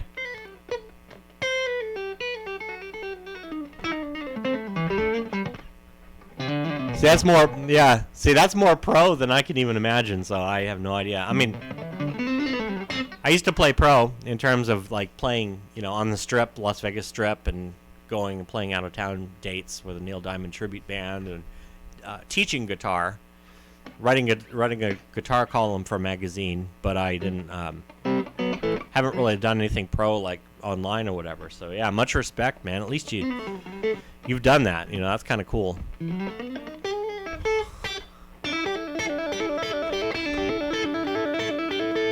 Yeah, so I didn't really, in my 20s is when I started kind of getting serious with playing, especially early 20s. You know, I started studying theory at that point. I just pick up books. I picked up Heavy Metal Lead Guitar Volume 2 by Troy Stetina. To this day, I swear by that book. I mean, I think it's one of the coolest books you can ever get if you want to get into playing lead, because the way he breaks down the modes and the scales is by mood, and he even breaks down the actual intervals that build up the scale by mood. So literally, you hear one note and you hear another note in relation to that one note, and he breaks down the mood that's invoked by just that. And what that could do for your ear is amazing. And actually, I need to kind of get back into it, because it's not like riding a bike. You know, I sort of lost that skill a bit. But in my, by my mid-20s or whatever, by my mid-20s, my ear was so fast that I could hear, given set of notes, just know exactly like what chords or what scale they were playing in or whatever from that book, because that book actually taught me the different moods of the intervals, and that was a really big thing. Hey, mate, I'm nowhere near your skill level, to be honest. Oh, man. Well, you're kind, and yeah, I don't know. I think our skill levels ebb and flow, so to speak. I mean, I put the guitar down for a really long time. I went to school. I got into engineering, and so pretty much for 4 years, my guitars just sat in the room collecting dust.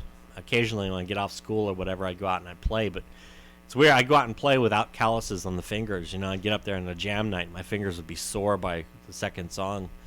And then about third year of school, because I'm a late graduate. I mean, I graduated in 2016. So third year of school, one of my Facebook friends kindly sends me a video of this guy named Guthrie Govan on my Facebook thing. Like, who the hell is this guy? Oh, he does what I do, only like 3 million times better. I hate him. And so I shelved that. And then as soon as I graduated, I went back and I started watching his videos and getting into them. And I just sort of started becoming really obsessed. And I picked up the guitar again. So that would be, well, basically 2016, I almost kind of had to start again, in a way, with the guitar. So I was so rusty. Oh yeah, yeah, that's right. And now, of course, the funny part about that was that, so they sent me this video of him playing, right? And I take it like, oh yes, okay, so you're shoving it down my throat. Yes, there's somebody better than me. Quickly hide that thing from my Facebook feed. Come on, who's this guy? And I go check him out. Ah, he's a year older than me. Oh, right on. Cool. Okay, there's a plus right there. And because I'm thinking, you don't know who's some millennial. Well, he didn't really look like a millennial dude. I'm sorry, but you know what I mean. Like it would have been really sad to see that he was like, whatever, like a whole lot younger than me, and like, how the heck did he manage to get that good so quick, whatever. But then, you're like, okay, well, the guy's been playing since he was 3 years old, and he's a year older than me. Okay, yeah, he's accepted. I'm going to go ahead and start seeing what he does. And then before long, I just unmasked, like, God.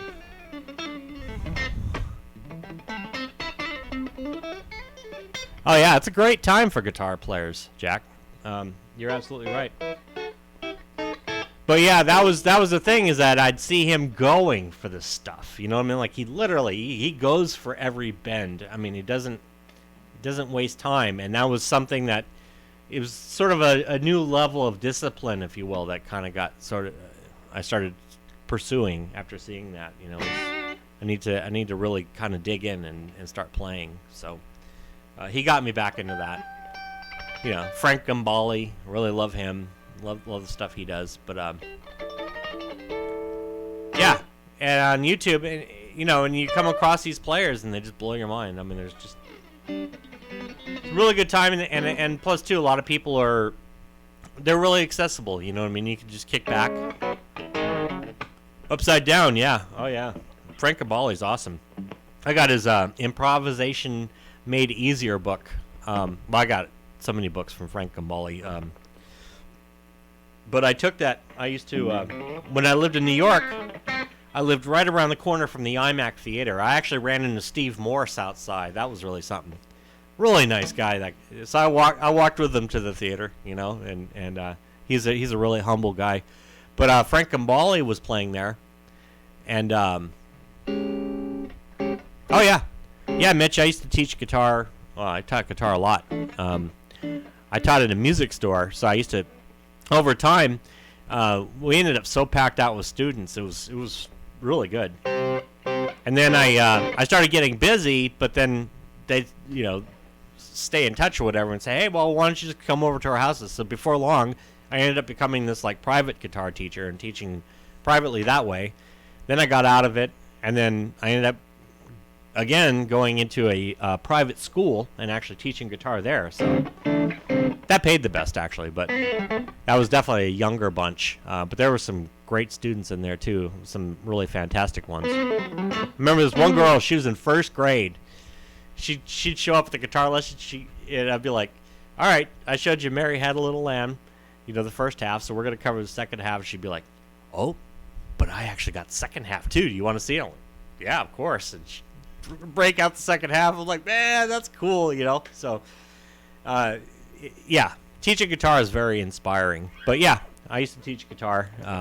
You know, at the music store, it would get pretty stacked up. I mean, I'd start at like 8 o'clock in the morning and then just go all the way to the night, sometimes without a break. You have all different kinds of students. You get, you know, somebody who's into punk, and then right behind them, somebody who's into metal or death metal, and then you get somebody who wants to play jazz, and somebody who wants, you know, play acoustic singer-songwriter type stuff. So yeah, it's good. All right, good seeing you, Black Country Blues. Thanks for coming in and chilling out and hanging out with us on this Sunday. Oh yeah. So Mitch, you did Monster Licks and Speed Picking. That's a classic one. Mode's No More Mystery. That's a good one too.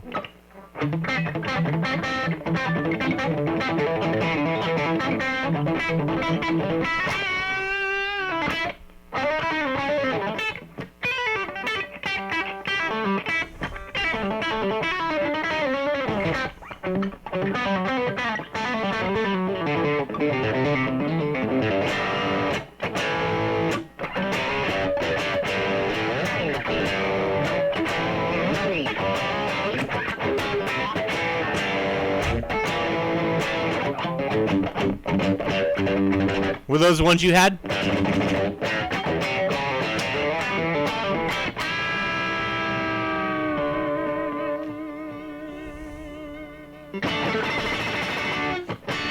Yeah, you're too modest, man. I think you got some skills on that guitar. And I'm certain that some stuff rubs off. I mean, Gambale's instructional materials are really good.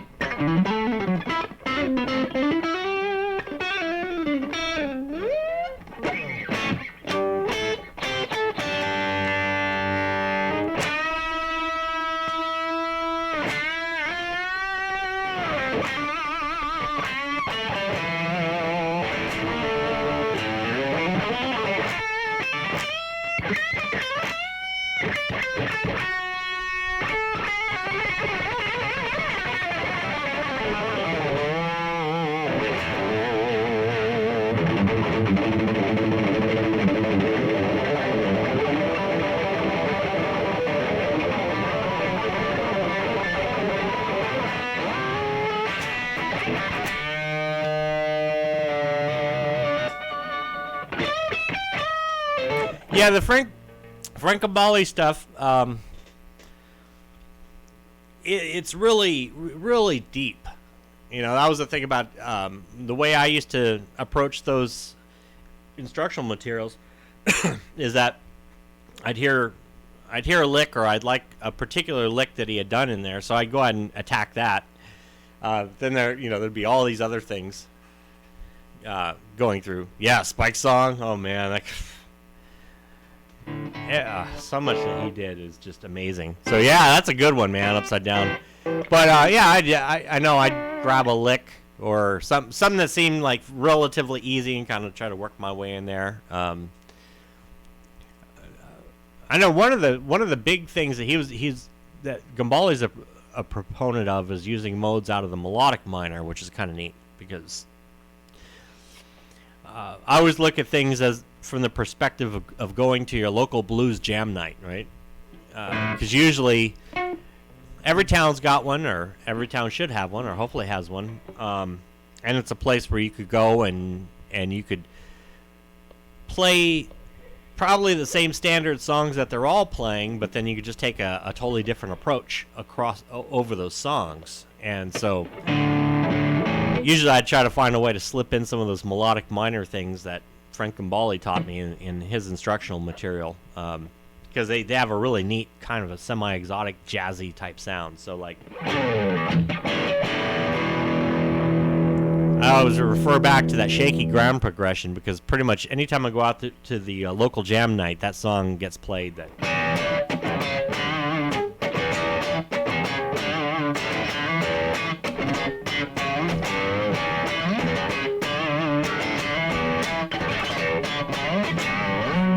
see, that's a good goal right there, Mitch. Cliffs of Dover, yeah, especially that part where he does that. And I don't know, I never learned it.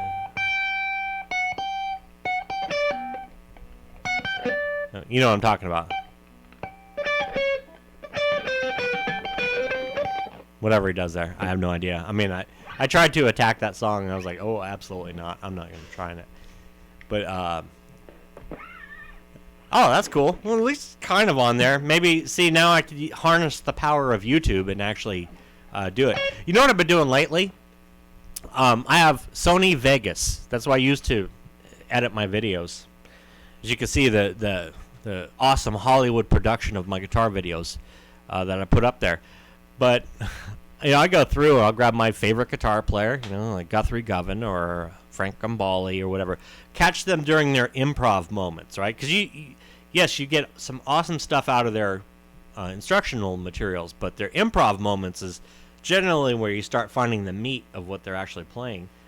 And so in Sony Vegas, you could drag in the video. So you got the video and the audio there as like a track, and then you can just do a split. So they'll be playing, and all of a sudden they'll do this run that's just like unbelievable, right?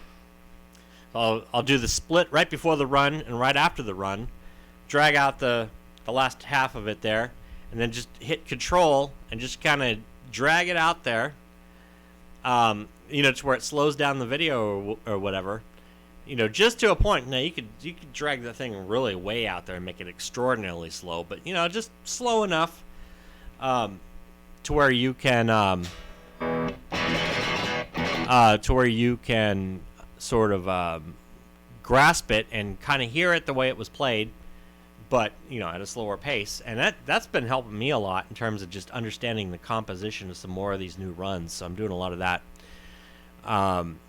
That's cool. So you could do it slow, Mitch. Man, I gotta catch a live feed. I'm gonna try. I know scheduling can be kind of difficult, especially during the holiday season, but I want to pop on there, and that will have, if you don't mind, I'd love to request that one, because I'd love to hear it played. Yeah. Yeah, transcribing upside down, that's definitely a very good thing to do. You know, the guitar player's sage wisdoms generally are, you know, the more you transcribe, generally the better you have more of an inherent knowledge of how they've come up with stuff. Oftentimes it gets to the point where you do enough transcribing, you could almost hear the guitar player's intention.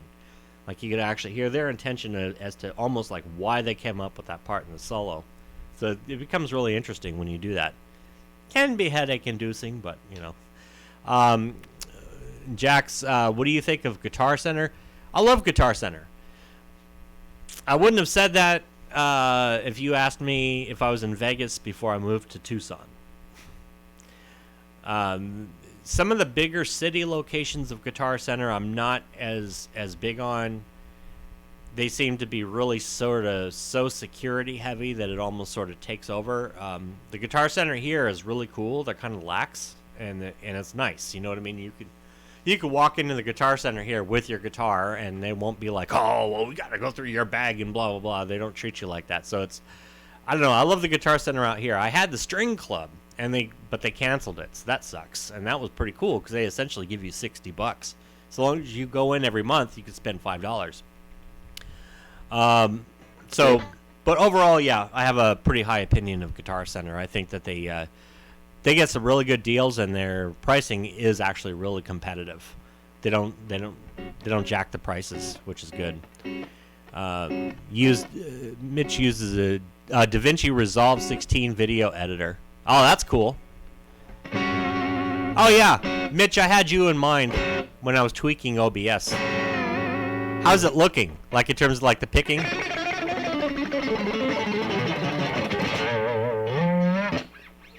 Like if I'm speed picking.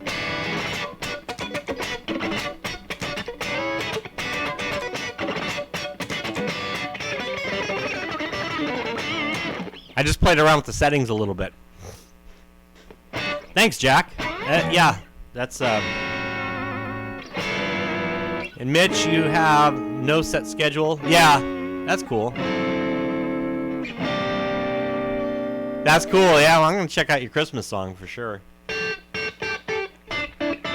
Keep that Christmas cheer going, guitar player style.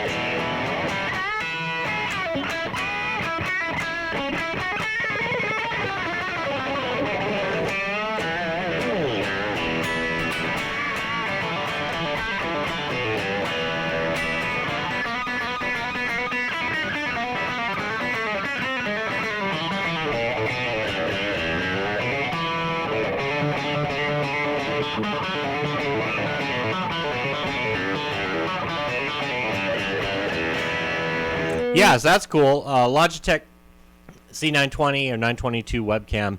Yeah, it's needed. I mean, like I said, this webcam I'm using is as old as dirt. I am thinking that there's probably a little bit of improvement because I noticed that my FPS settings were really, really high. So I did pull those down a bit. Then I pulled them down way too low, so my feed was like looking horrendous earlier.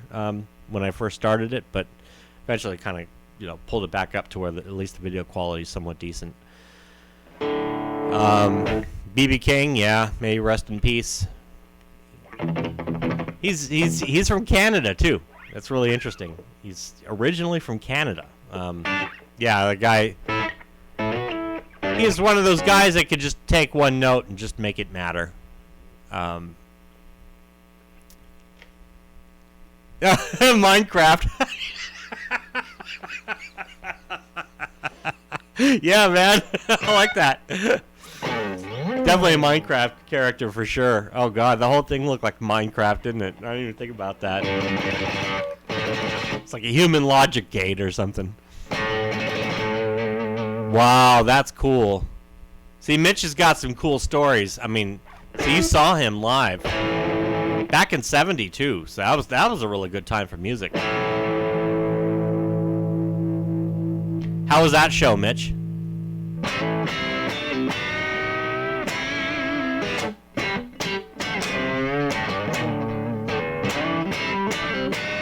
I mean, that's like legendary to be able to see that.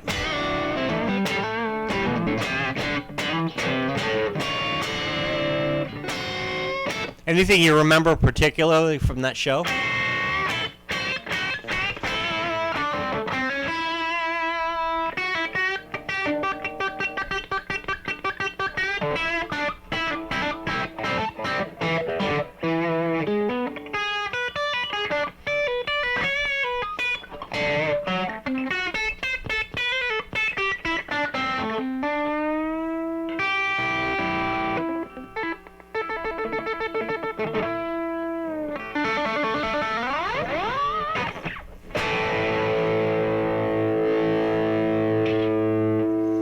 Heck yeah, I agree with Jack. And Upside Down, I mean, that is just amazing.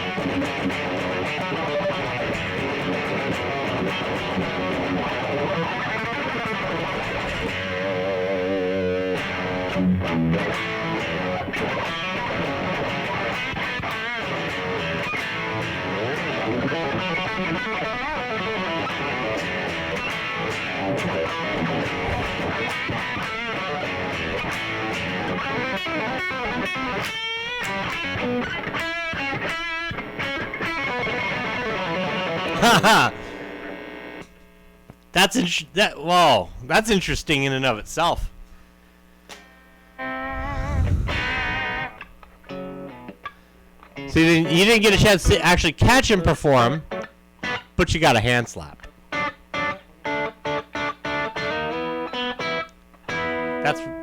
That's cool in and of itself.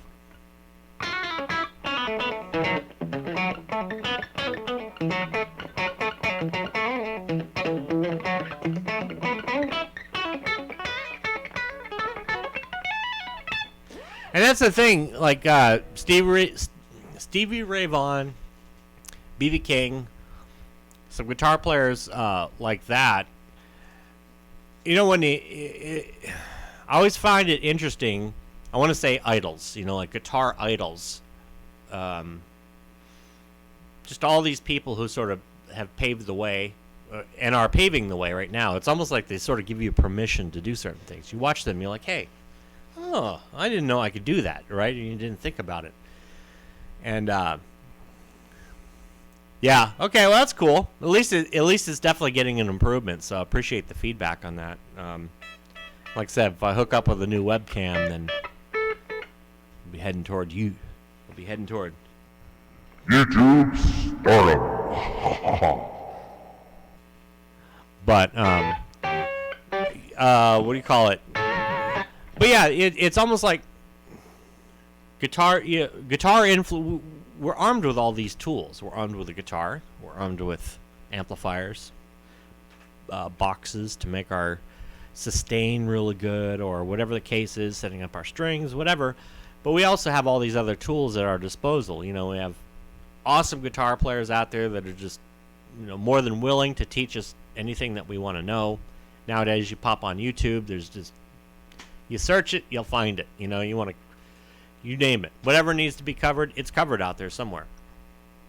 But then there's also that little extra tool that generally isn't mentioned a whole lot, which is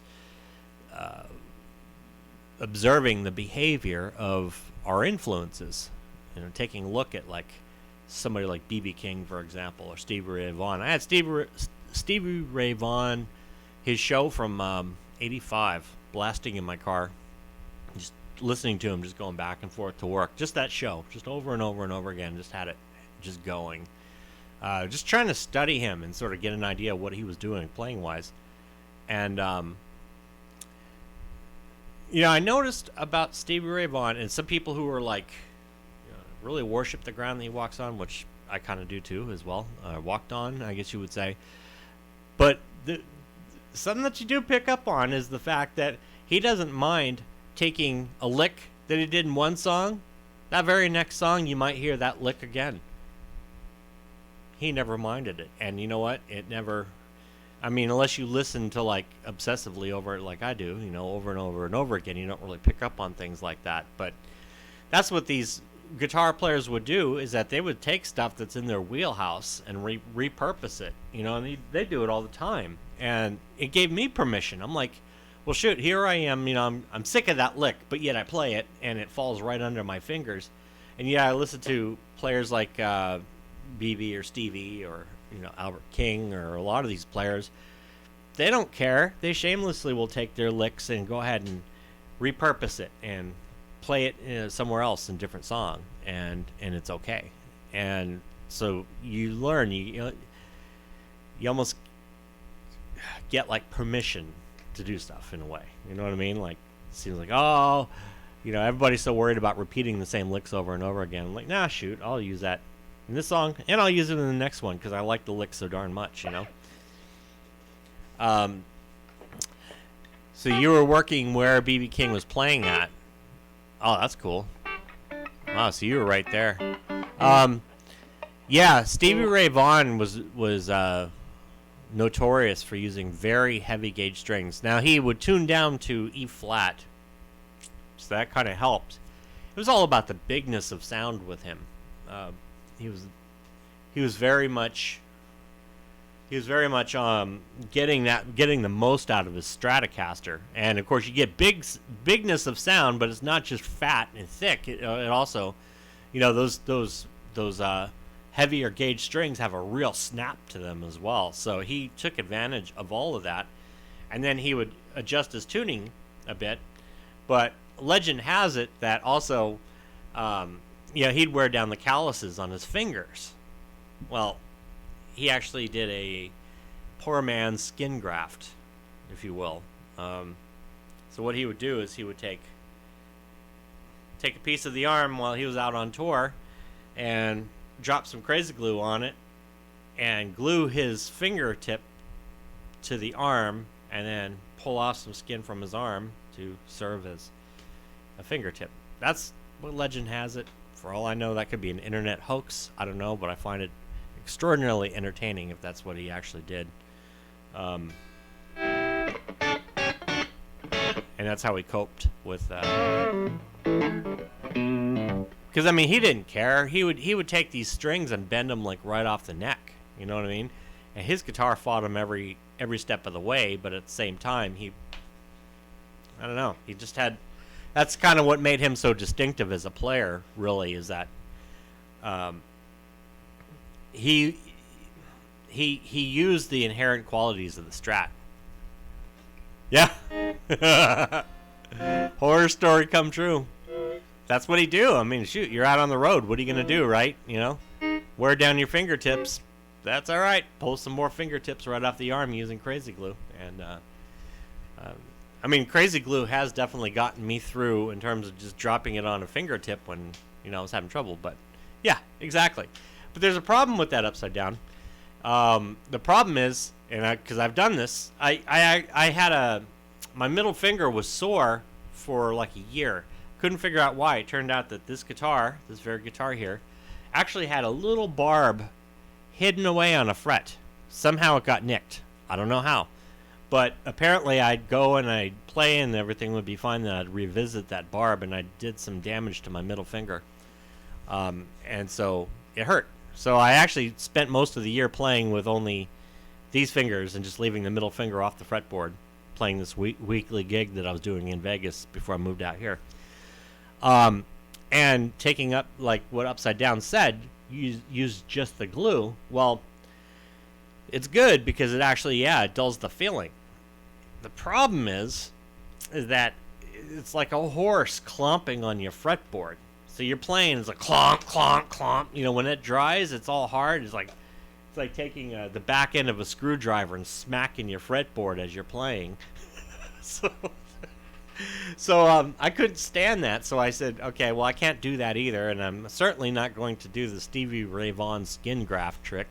So instead, I just went ahead and I played without the middle finger, and it was good because it conditioned these other fingers. I got so used to it that when my finger finally did get better, it almost felt like an unwelcome addition. It's like, hey, you know, my other finger's like, hey, man, we're doing the job just fine. What are you doing here? You know what I mean? Yeah, it's hard to tell how much pressure you're applying. Yeah, and the biggest thing though is that is those little nicks. It's a burr. That's what it's called. So somehow a little piece of the fret was just sticking up ever so slightly, and I hadn't caught it. You know, just going, and all of a sudden I kind of laid there at night. I was going to sleep, you know, after practicing, and I'm like, my God, man, the pain in my finger, and it just got worse and worse and worse. And so this guitar ended up in a whole ton of pieces.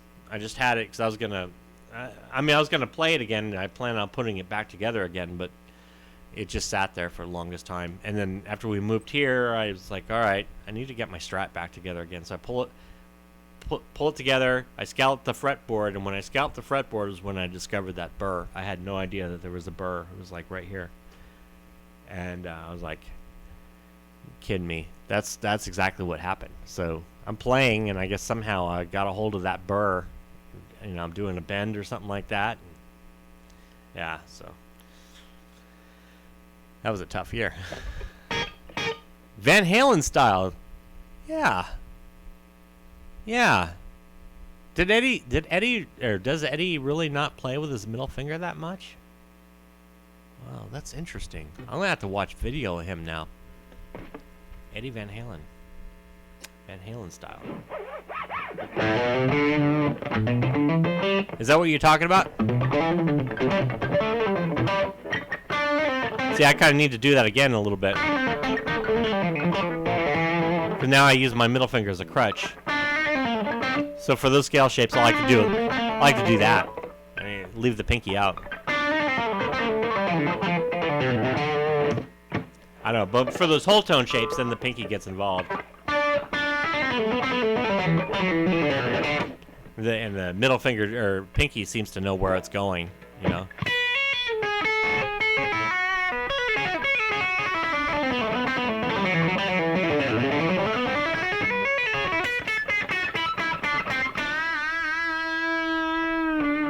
See, that's another Eddie Van Halen style right there, is those symmetrical scales.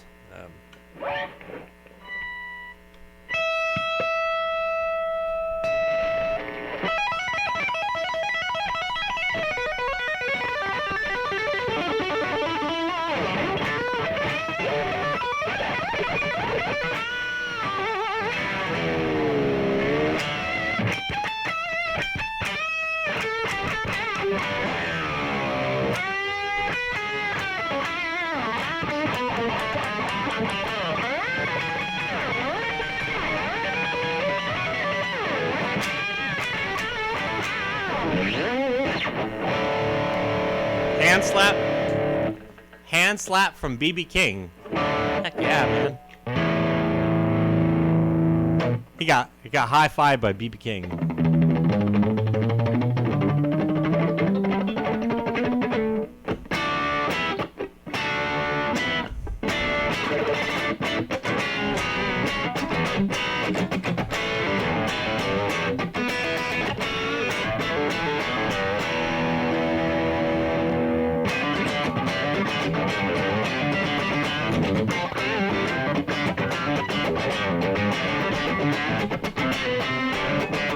Nuno Betancourt, he's another favorite. And if you guys get into his stuff with Extreme,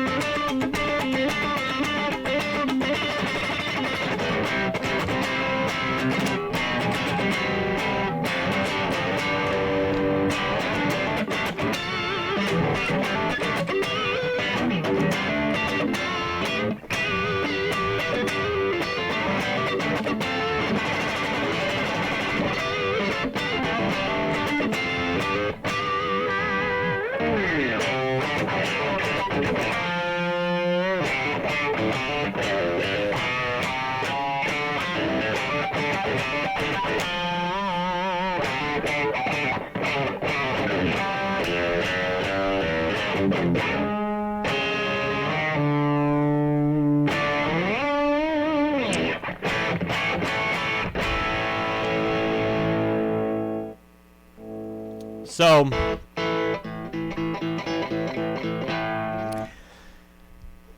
talked about scale shapes a bit. Talked about I'm not sure who's still here, who's not.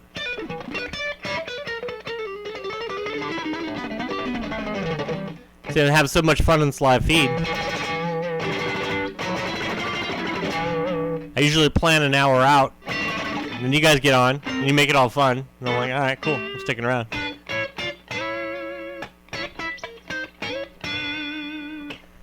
Me.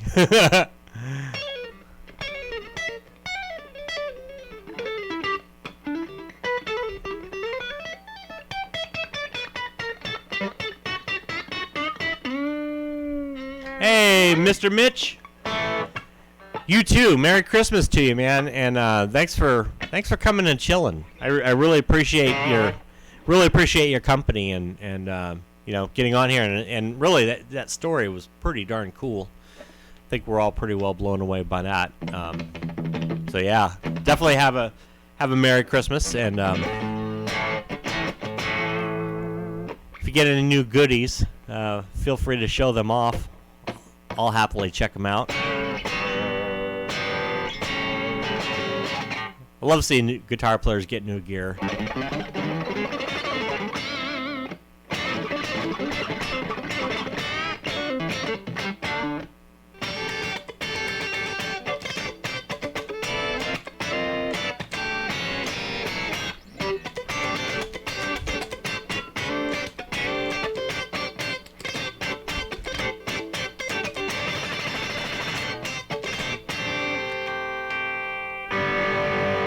Saw Buddy Miles too.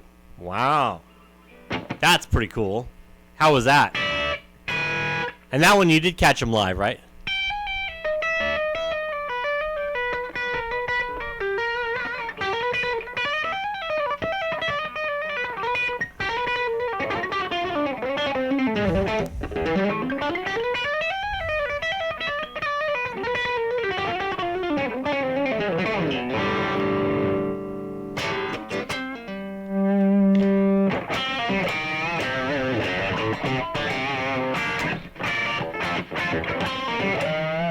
Oh yeah, that's cool. My parents love Climax Blues Band.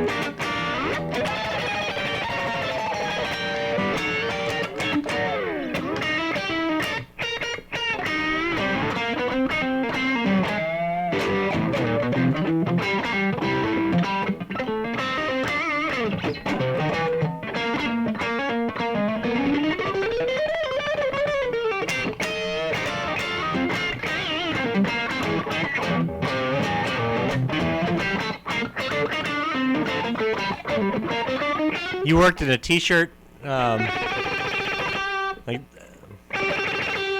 you worked in a t-shirt and...